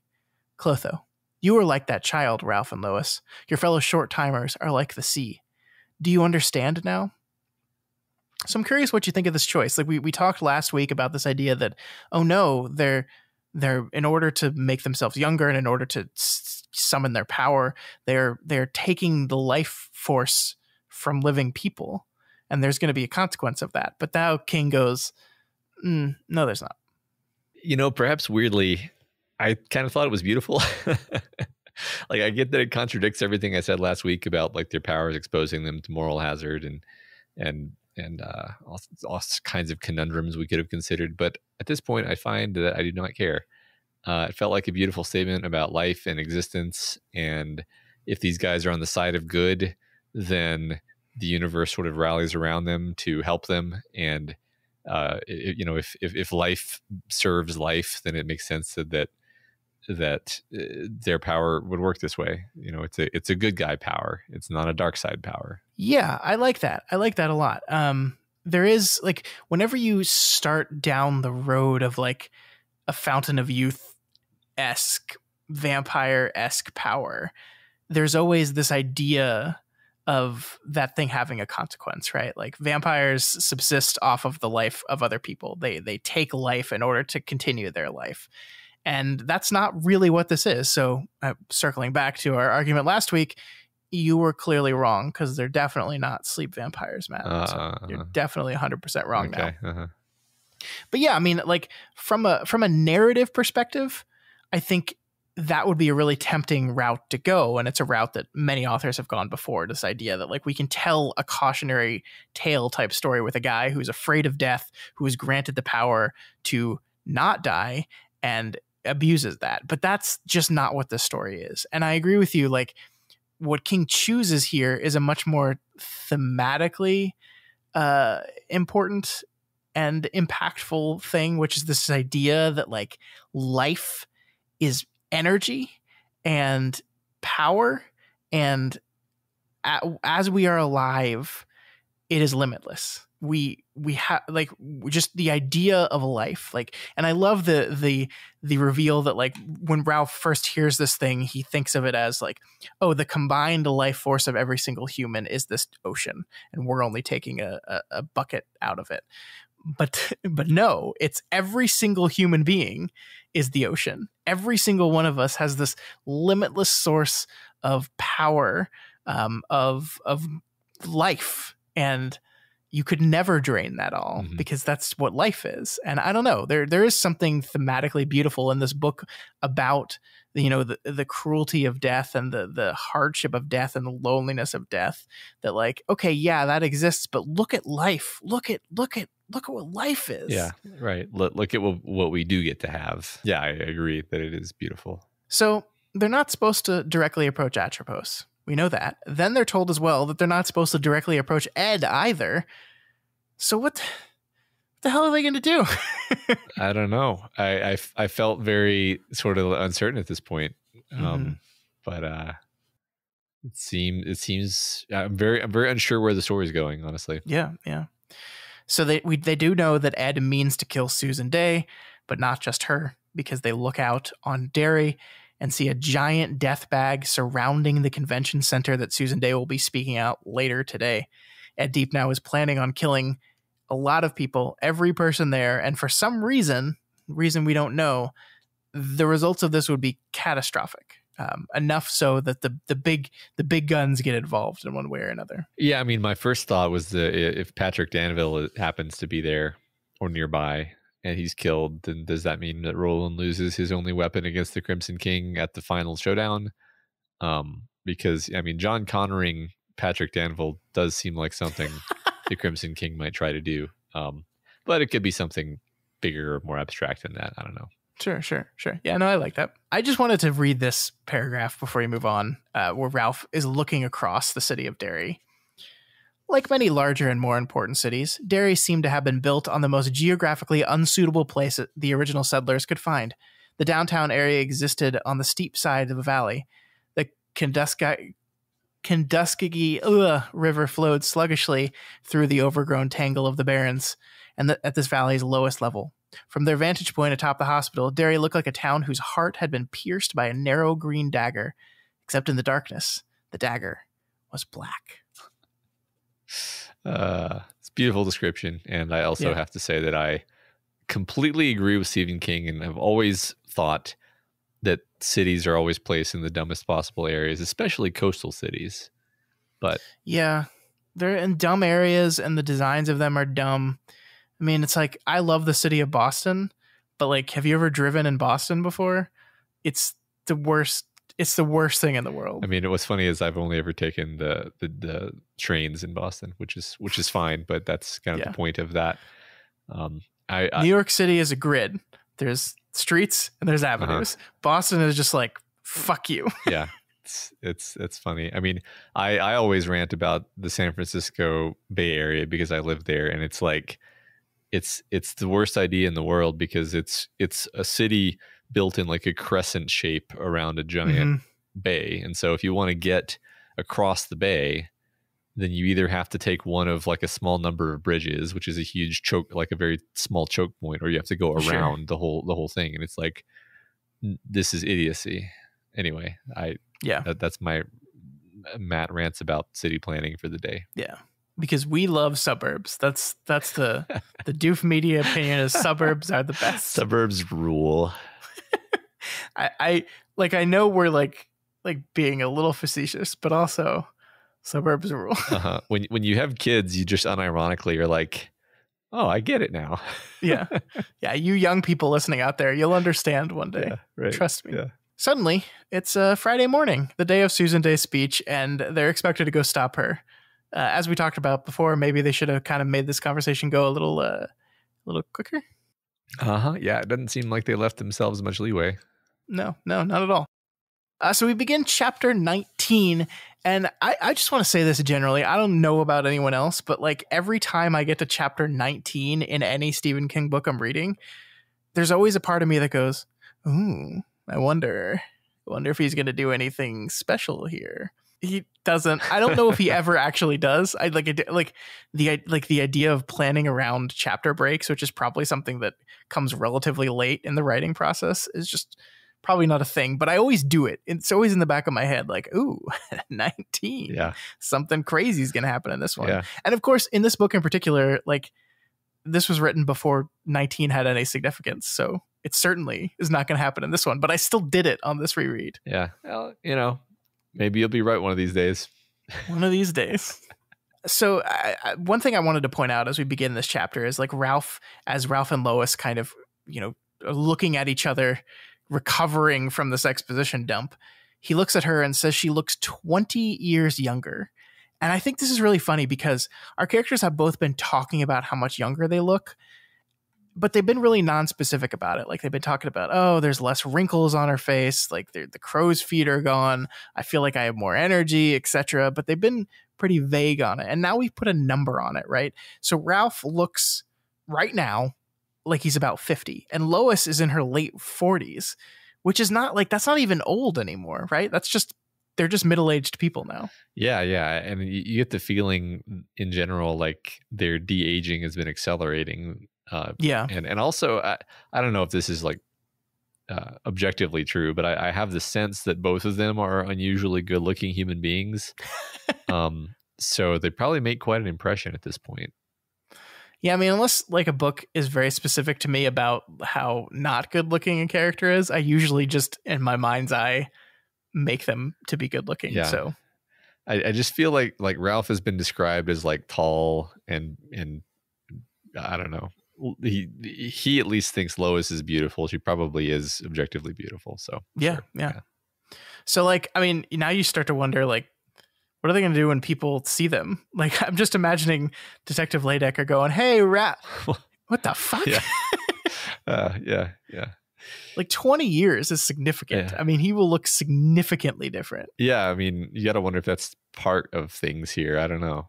I do wonder how this is going to play out. I guess we haven't, when we first learned of the fact that they're getting younger, we kind of attached the idea of being granted a purpose as connecting them to, rejoining their life and thus looking younger. I'm wondering if your opinion on what the meaning of de-aging is now that we understand more of how this all works. Is anything further about that you think now? I don't think I've had any new thoughts on the subject. I mean, maybe they'll de-age all the way back into being babies and that they'll be able to stop the Crimson King as babies. Well, I mean, yeah. It's like Muppet Babies, but Dark Tower characters. I mean, it would be kind of in keeping with some of the weirdness of these stories. I wouldn't be altogether surprised. We did have a newborn baby turn into a spider and try to kill all of our characters. So the pair make their way off the roof and start to head out of the building. On their way out, they catch the TV turned on a news bulletin, and it's one we're going to want to listen to. But first, Ralph watching TV and watching the news on TV reminds him of Bill McGovern. And we get this passage. Ralph remembered the day he and Lois and Bill had sat in Lois's living room, eating macaroni and cheese as they watched Lizette Benson report on the doll throwing incident at Woman Care. Less than a month ago, that had been. He suddenly remembered that Bill McGovern would never watch Lisette Benson again, or forget to lock the front door, and a sense of loss as fierce as a November gale swept through him. He could not completely believe it, at least not yet. How could Bill have died so quickly and so unceremoniously? He would have hated it, Ralph thought, and not just because he would have considered dying of a heart attack in a hospital corridor in bad taste. He would have considered it bad theater as well. I love that we do this. I love that we circle back around to Bill's death here before we move on with the rest of the story. Yeah. Bill's death is awful, and having to relive it last chapter was awful. But that awfulness was in the middle of this giant, like, world-opening conversation that completely changed how we understand the world works and what the plot of the story is going to be. We're learning gobs of new information, and we have Ralph furious at the doctors delivering this exposition. There wasn't really time in the middle of this conversation to properly mourn Bill as a human being. And I think Stephen King realizes that. I think he knows that. And so he has us circle back around to that death one last time and let it really sink in with Ralph so that it really sinks in with us. And that's how I felt here. Like Bill's death saddened me in the moment, but also I was learning about, you know, the fates and them being physical manifestations of the Grim Reaper and what they want Ralph to do and what's going on these multiple levels. And there's all this thing. Then you read this part and all you feel is just sadness for Bill. Mm-hmm. Yeah, I think you're exactly right. King kind of gets to sucker punch us twice for the price of one, because as you say, we get distant from that moment. We forget about it, and then he brings it back. And as you say, by showing the impact on Ralph, that's what really makes it land for us. It triggers that empathy circuit for us.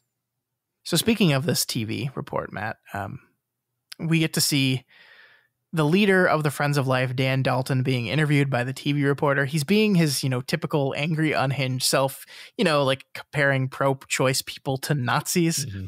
Well, actually, technically what he does is say he's a Nazi. All they say is, we won't be the good little quiet Nazis. And I'm like, probably could have developed a better metaphor for yourself there, buddy. That's great. The funny thing is, I think you could take a man like Dan Dalton and just like copy paste him into 2021 and he'd fit right in, right? Like instead of complaining about PC that he's doing in this interview, he could just be complaining about like the wokes or something. Uh-huh. But it's like it's the same deal. It's the same argument. It's all the same shit. Yeah. How yeah. Fucking tiresome. Yeah. I know. I'm so tired of everything, Scott. I know. He is his typical angry self, that is, until the reporter asks him a certain question. She says, Mr. Dalton, are the Friends of Life planning any sort of violent protests here? That shut him up for a moment, and at least temporarily drained all of the canned vitality from his face. With it gone, Ralph saw a dismaying thing. Underneath his bluster, Dalton was scared to death. So he knows that Ed has something in the works. I would guess that he doesn't know what, or maybe he. Yeah, what has Ed told? I mean, I guess can we like jump forward to the end of the chapter briefly? Yeah, and just to clarify with you, if the end of the chapter has basically allowed you to connect the dots about what Ed deep down is planning to do. So he has a kamikaze. I mean, it's funny. I don't know if it's literally the headbands that the Japanese fighter pilots would wear, or if it's just, or maybe they were bomber pilots. I don't remember. But we know that he's been learning to fly, taking flying lessons. So, and we also know that he's a chemist, which is maybe an extra thing we can throw in there and say he's going to crash a plane into the convention center. Crashing a small, Cessna into a large building probably isn't going to kill 1,000 people, but maybe if he had some kind of explosive or poison aboard the plane, that could make it even worse. That was just sure. Kind of my editorializing, but that's my putting the dots together at this point.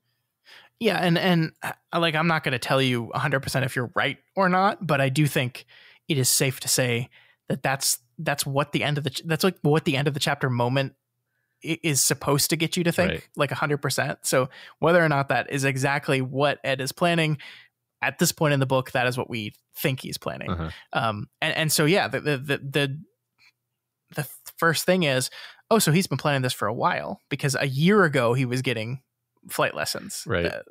So, yeah, I mean, he was with Dalton and the Friends of Life for a while. Did he share this with them? Do they know and they're just not doing anything? Is Dan Dalton going to like mysteriously disappear from the speech right before it starts? Yeah. We don't know.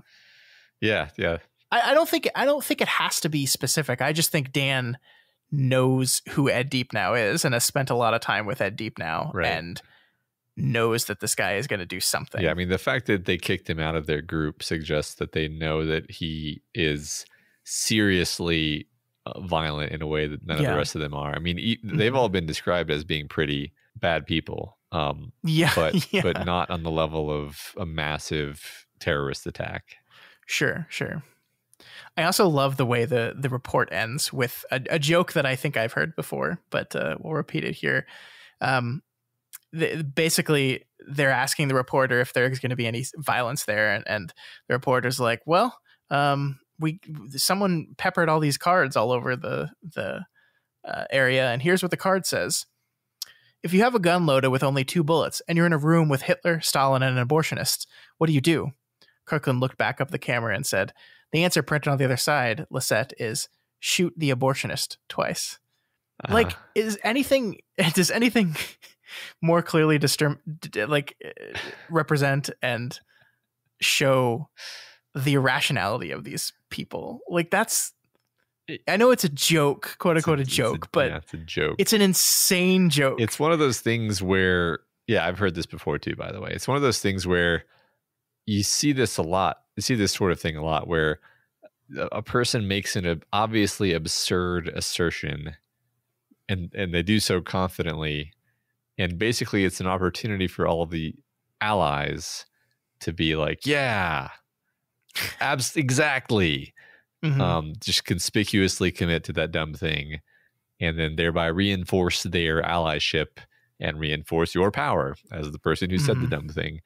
And I think that's the function that these sorts of things serve, which, I mean, they sound completely insane and irrational. And I think the fact is, even the people saying them often know that they're irrational, but that's like the point, actually. Yeah.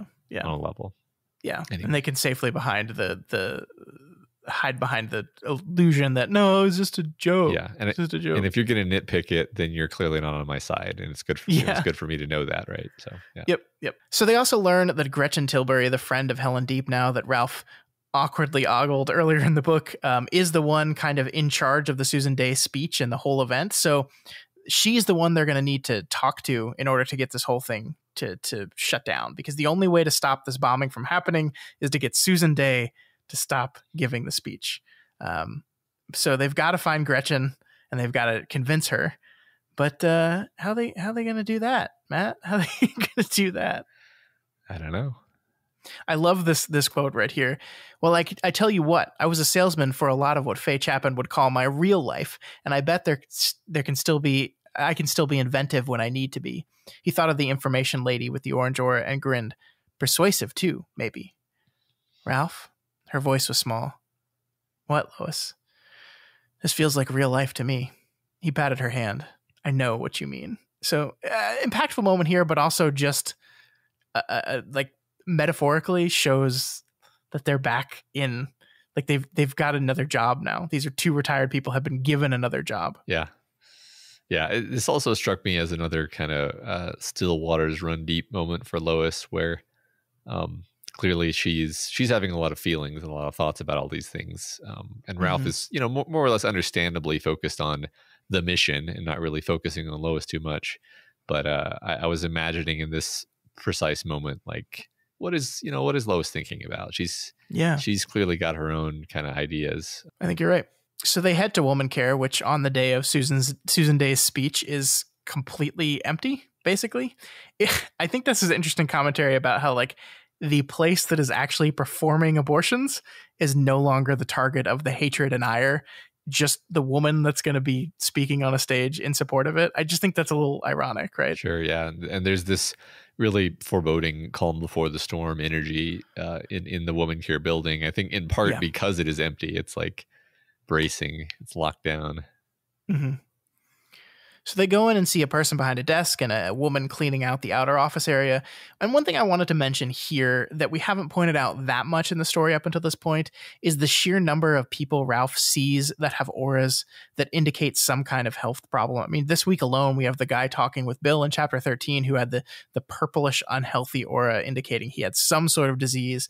And then we have the cleaning woman here who has an aura speckled with unhealthy looking black dots over her heart and lungs.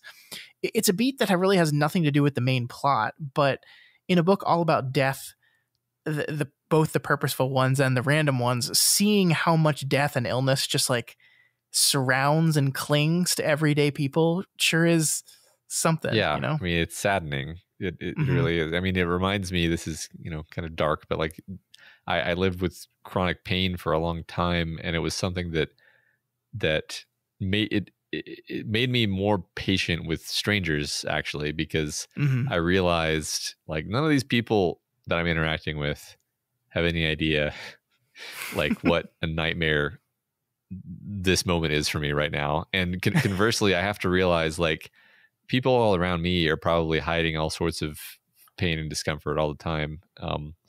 And I know from experience that you can hide quite a lot of pain and discomfort successfully. So, the idea that the book is bringing across is like all these people are sick and suffering, but they're doing it privately, and they're, other people don't really know about it. We only know about it because of the aura. I found that really powerful, actually.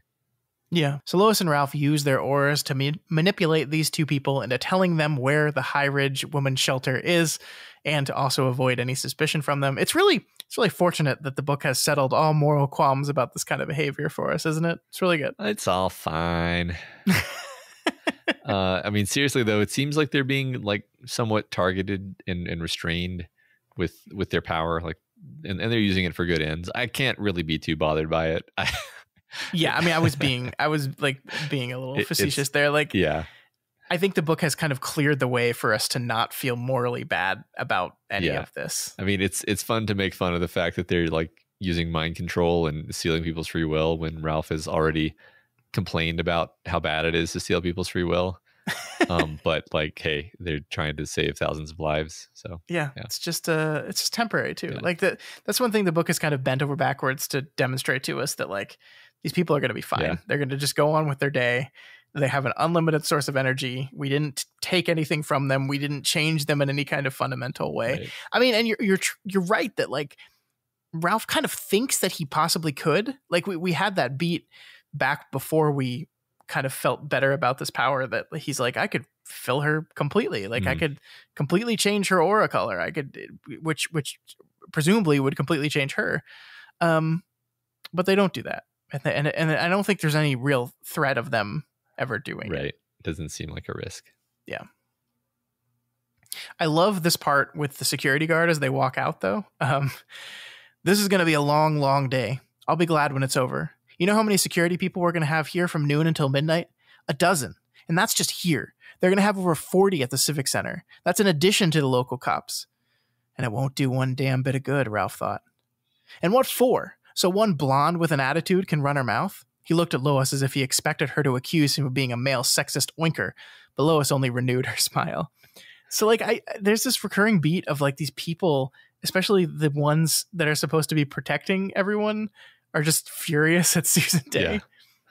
Yeah, that's a great point. That is definitely a theme at this point. We have multiple characters in power being like, yeah, it's interesting. I also love the detail of like, you say something clearly sexist, and then you look at the closest woman and be like, you gonna call me on that? Like, it's almost as if he wants to be called on it. Yeah, I saw like this exact thing happen like literally today. So unfortunately, our society hasn't moved beyond this. But just the basic thing of like gonna say the sexist thing and dare you to say something about it. It's like, oh my god. Yeah, Please. And then of course, if the person actually said something about it, they'd immediately go on the defensive. It's like, oh well, that's not what I meant. Please grow up. Please grow up. Yeah.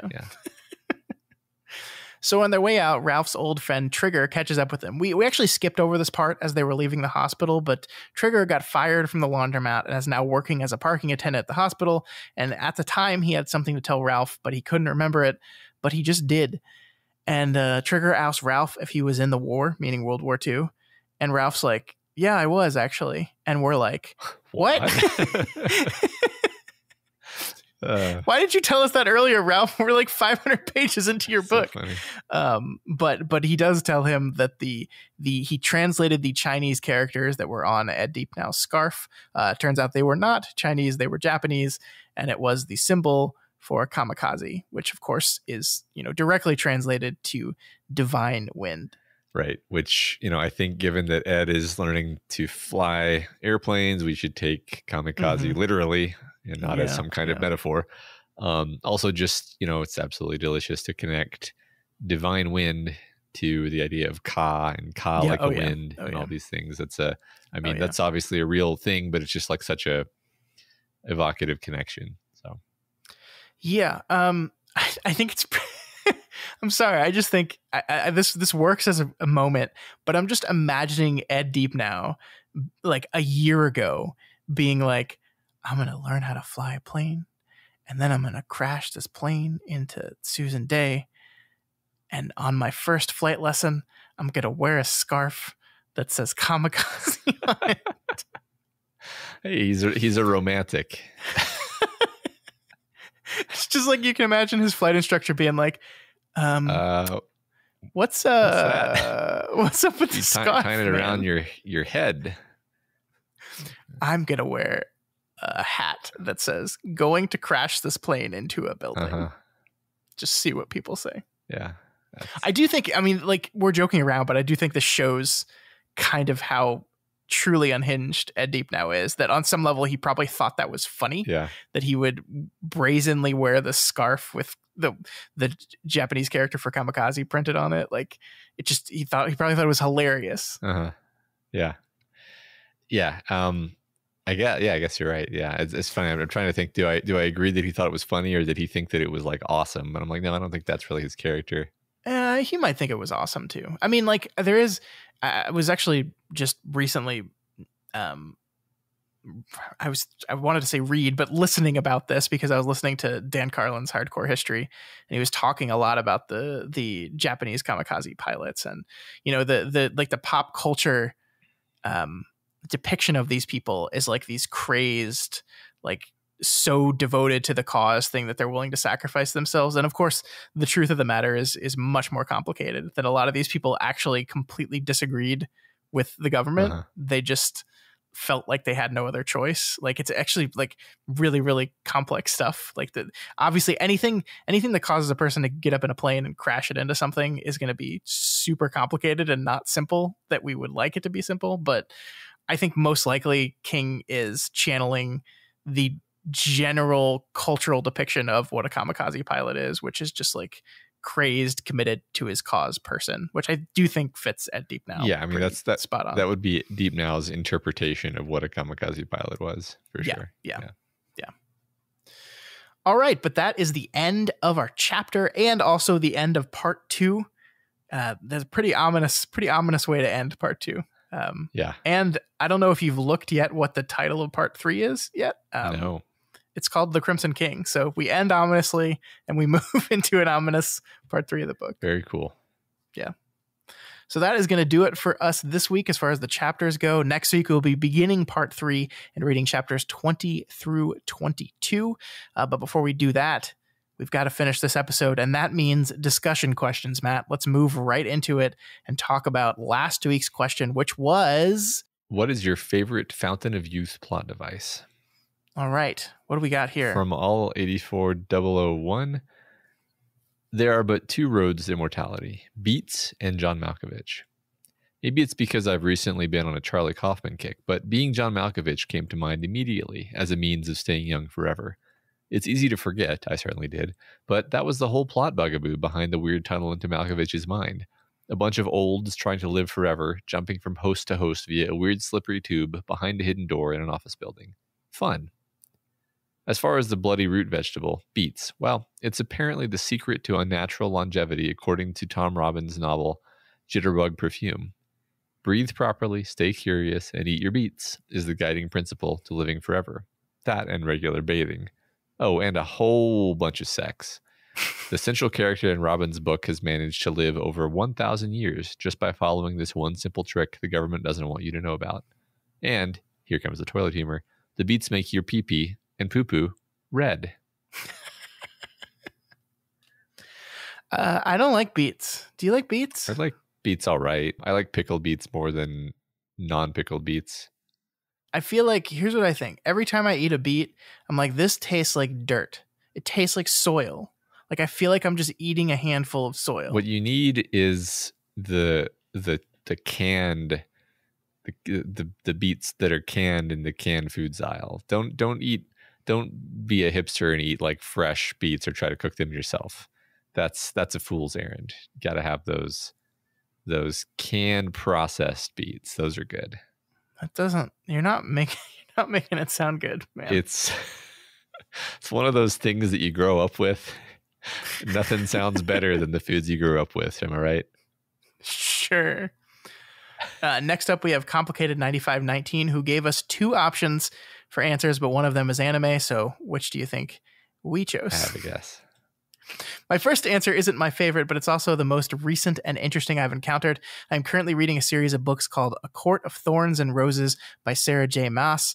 It's about fairies, pretty much glorified elves, and humans coexisting of sorts. Starts off like Beauty and the Beast fairy tale and spirals into a YA chosen one, but with a lot of sex. I'm seeing a theme amongst the answers this week.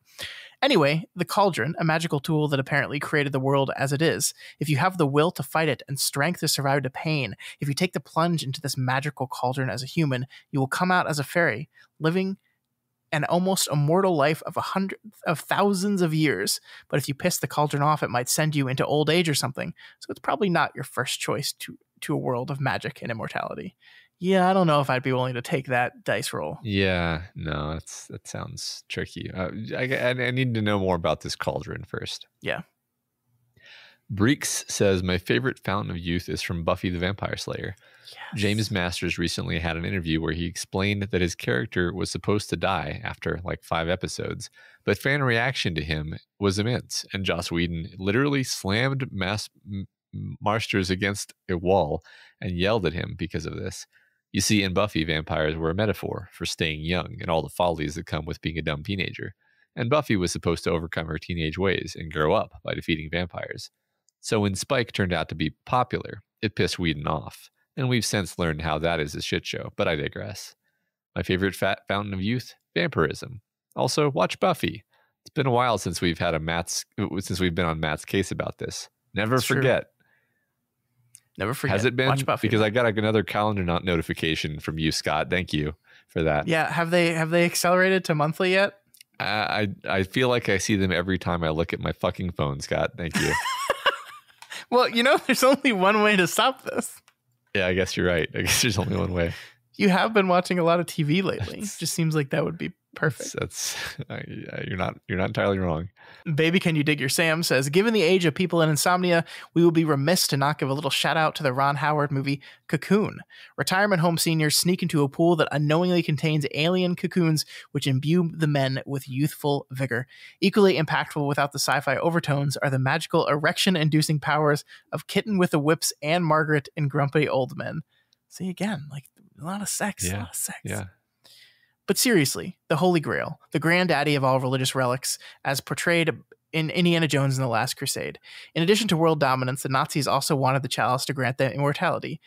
He chose poorly, and you have chosen wisely, are still great movie quotes that routinely find their way into casual conversation.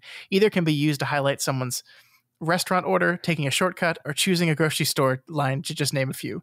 The trick is to use the same slow cadence and a touch of Richard Attenborough in your delivery, which I don't think I did a very good job of. Yeah, it's true though.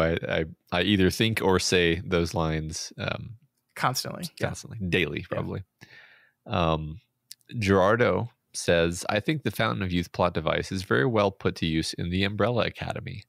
The eldest brother is a 58-year-old man trapped in the body of a 14-ish-year-old boy. The appearance of a boy giving orders to his adult younger siblings, being deferred to in the adult conversations, sitting at bars or otherwise swinging from bottles, driving cars, etc., leads to many funny images and moments. Also, shout out to the one ring that rules them all. the possessor of which has extended life. Yeah, I have seen. Have you watched Umbrella Academy? I've seen, I think, the first season of an Umbrella Academy, and I like the first season, but seemingly not enough to watch the second season. But I did watch most of what they're describing here. So yeah, the second season is very good too. I think it's different. I think I liked the first season better, but I enjoyed the second. Doesn't it end like without actually ending? And the first season? No, the second season. Yeah, because that makes me not want to watch it if it's just. Well, there's going to be more. Are there? Okay. I think so. I mean, that was like a while ago, I thought. You might be right. I mean, there was also a pandemic. Yeah, excuses. I'm pretty sure it was like last year the show came out. Feels like it was super long time ago, but what is time anyway? I mean, the first season came out in 2019. Look, Scott. The second season, July 31st, 2020. Everybody's got an opinion about when the show came out. I'm just saying. Anyway. Season 3. Okay.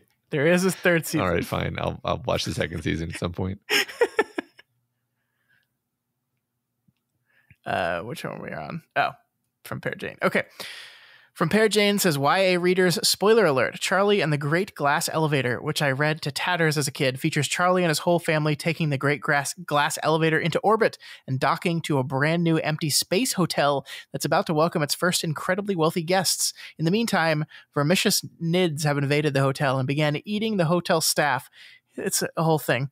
At one point, I can't remember why, it's been years, Wonka gets Charlie's grandparents out of bed by giving them a Wonkavite, which subtracts 20 years of life per pill. Predictably, the grandparents OD, and the two of them become babies, and one of them disappears because she's now -2. Hilarity ensues as they try to recalibrate the grandparents back to their actual ages. I tried listening to the audiobook a few years ago and stopped because there's a lot of nationalist and racist jokes that are straight up aren't funny, but its themes, a space hotel for the super rich and people fixing the natural process of aging by popping pills, ranks as Roald Dahl's most prescient predictions of the 21st century. Wikipedia says Taika Waititi is directing a Netflix animated series based on it, so sign me up. Man, I've never read this one, and that's a wild sounding book. Yeah, I have. It was definitely just completely off the rails relative to the relatively concise and pointed plot line of the original Charlie and the Chocolate Factory. I like they're in space in the Great Glass Elevator, and like the vermicious nids are attacking them, and it's like almost like a space battle occurs, and you're just like, yeah, that's a lot. And I don't recall the racist jokes, but I was a child, so perhaps they went over my head. All right. Next, Shortstop 88 says, for my Fountain of Youth plot device, I might choose the Hag's method from the story Pact. I forgot her name, but her way of staying alive or young is methodical, practiced, and fits into the storybook horror of a witch in the woods. Her way of doing the practice was interesting, but I still think my favorite stuff with her was when she got taken down. Matt, are we sure this person isn't just you? Because like the last 3 weeks we've had Harry Potter and the Methods of Rationality twice, and then a Pact answer. I think these are just people after my own heart, Scott. Next, we have Co-Donahoe89, who says, one of my favorite Fountain of Youth plotlines comes from a Three Stooges short called All Gummed Up.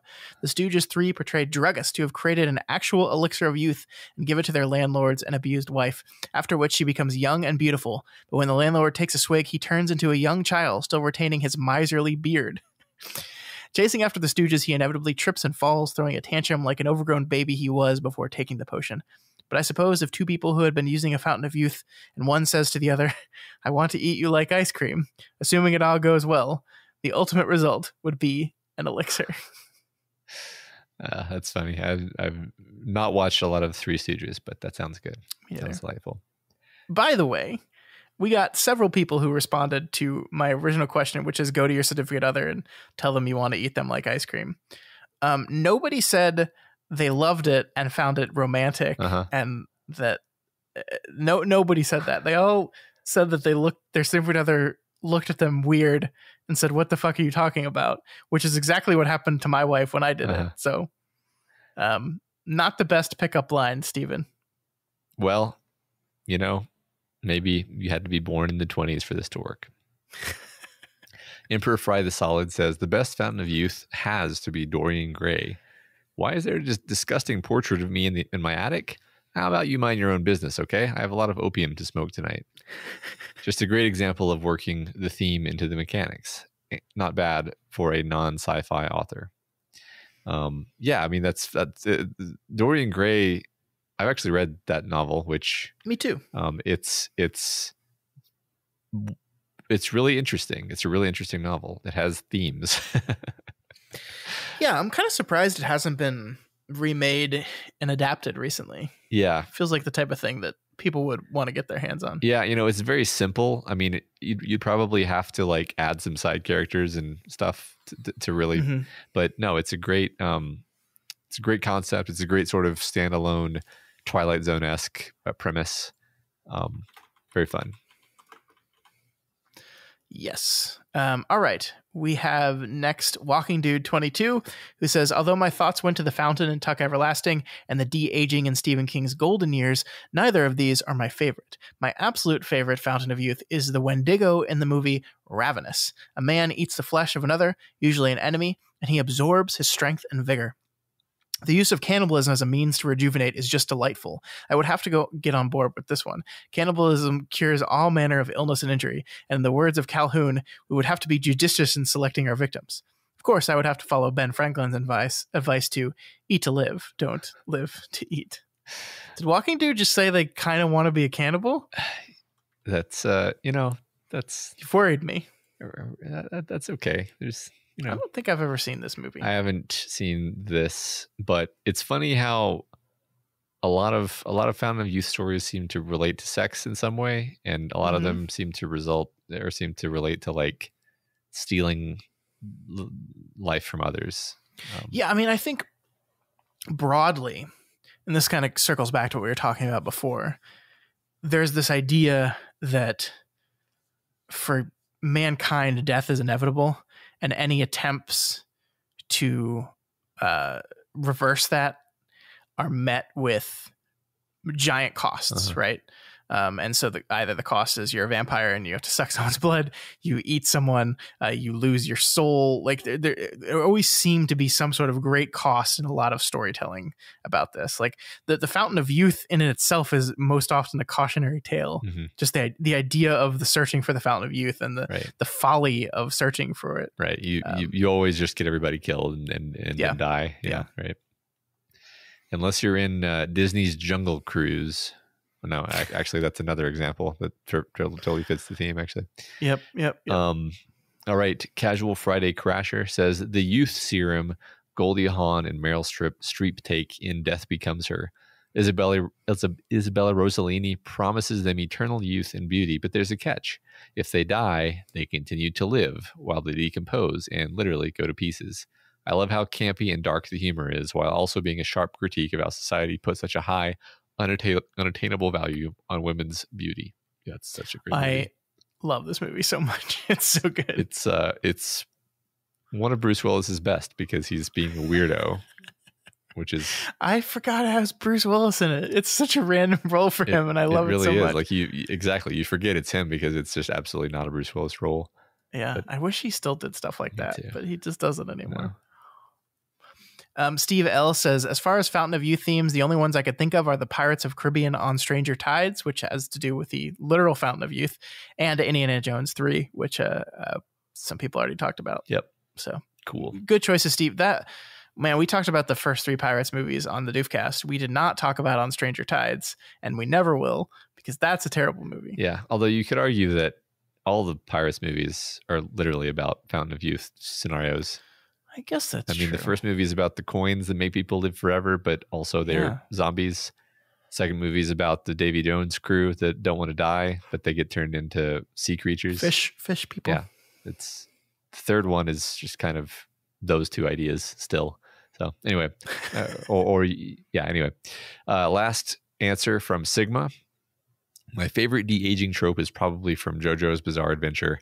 Like most manga and anime, it has a power system, but it actually switches them starting with part 3, which is a ballsy move if you ask me. The first one which is used for parts 1 and 2, is the subject of this reply. Hamon, a side effect of this power system is that it makes Hamon users look younger, though this power deteriorates over time. This actually sort of sets up the conflict in part 2, since Hamon users want to be immortal and realizes that Hamon doesn't last forever and he goes fucking crazy. I can't remember, since it's been a long time. Honest to God, I can't remember any other uses of this trope in media that I like. So this is the one that I'm going to go with. I guess immortality and Fountain of Youth stuff never appealed to me. Also, I'm Gen Z, and I just put everything in the washer, set it to cold, and pray to the gods. Seems my prayers get answered. I say thank you. I guess that's in response to our "Do You Iron" thing. Yeah. And my answer is, of course, Naruto again for the 8th week in a row with Orochimaru and his soul siphoning. Folks, I'm going to be looking for a new co-host for the show. So if you're at all interested, please let me know. I can't be blamed. Unfortunately, if this book has a lot of similarities to the popular anime Naruto. How dare you? How dare you? People can see auras. People can transfer their souls to other bodies. People turn into like a giant fox or something. Turn into a giant fox. Wait, is that in this book? You'll have to find out. All right. Next week. Speaking of next week, our question for next week is, what is your favorite personification of death in storytelling? We learned that in the Stephen King universe, death is not a man with a scythe and a creepy mask and a hood, but just some little bald guys with scissors. So there's been a lot of depiction of death and personification of death throughout the history of storytelling, and we want to know what your favorite is. Yeah, very excited to hear that. Me too. But that is going to do it for us this week. Next week, as I said, we begin the third and final section of Insomnia titled The Crimson King as we read chapters 20 through 22. Yeah, remember you can reach out to us via email at kingslingerspod@gmail.com or over on Twitter at kingslingerspod. And you can head on over to reddit.com/r/doofmedia and either participate in the thread for this episode or post your own thread if you got some different thoughts about Stephen King or The Dark Tower, or really anything about movies and books and video games and all that stuff. Yeah, absolutely. Make sure you subscribe to Kingslingers if you haven't already. You can find us on Apple Podcasts, Stitcher, Spotify, YouTube, Google Play, and pretty much anywhere else in the world that podcasts exist, which is everywhere. That's right. And if you like any of our shows and you want to support us, then please consider donating to our Patreon account at patreon.com/doofmedia. Special thanks this week to new patrons DW, Little Ghost, Sephiros, and Minagen. Welcome. We hope you enjoy the cool stuff we have at the various reward tiers over on the Patreon. Yeah, we got tons of great stuff over there on the Patreon, so make sure you check it out. But of course, if you cannot afford to donate, that is absolutely okay. You can share this podcast. You folks have been doing a really great job doing that. Please keep it up. And make sure, if you haven't already, that you leave us a rating and a review on Apple Podcasts. This week's Spotlight review comes from Sui Psych. How would you pronounce that? Sui Sike, who gives us 5 stars and says, best Dark Tower podcast. I started listening in March of 2021 and saw that they were nearing the end of the series at that time. I had taken a couple of years off the tower since the movie, but wanted to start over, and this seemed like the perfect place. The hosts are amazing, with insights and comparisons that made me think of the story in a whole new light. I was with them in late May as they may or may not have, spoilers and such, entered the tower, and will be listening day and date to season 2, as The Dark Tower was my introduction to Stephen King, and so far they're following in the order in which I became a super fan of The Word Singer. Awesome. That's so nice. Thank you so much. Yeah, that's really fun to hear that we kind of spurred on your reread and you were writing along with us on our journey. Mm-hmm. Yeah. So much. All right, folks, that is finally going to do it for us this week.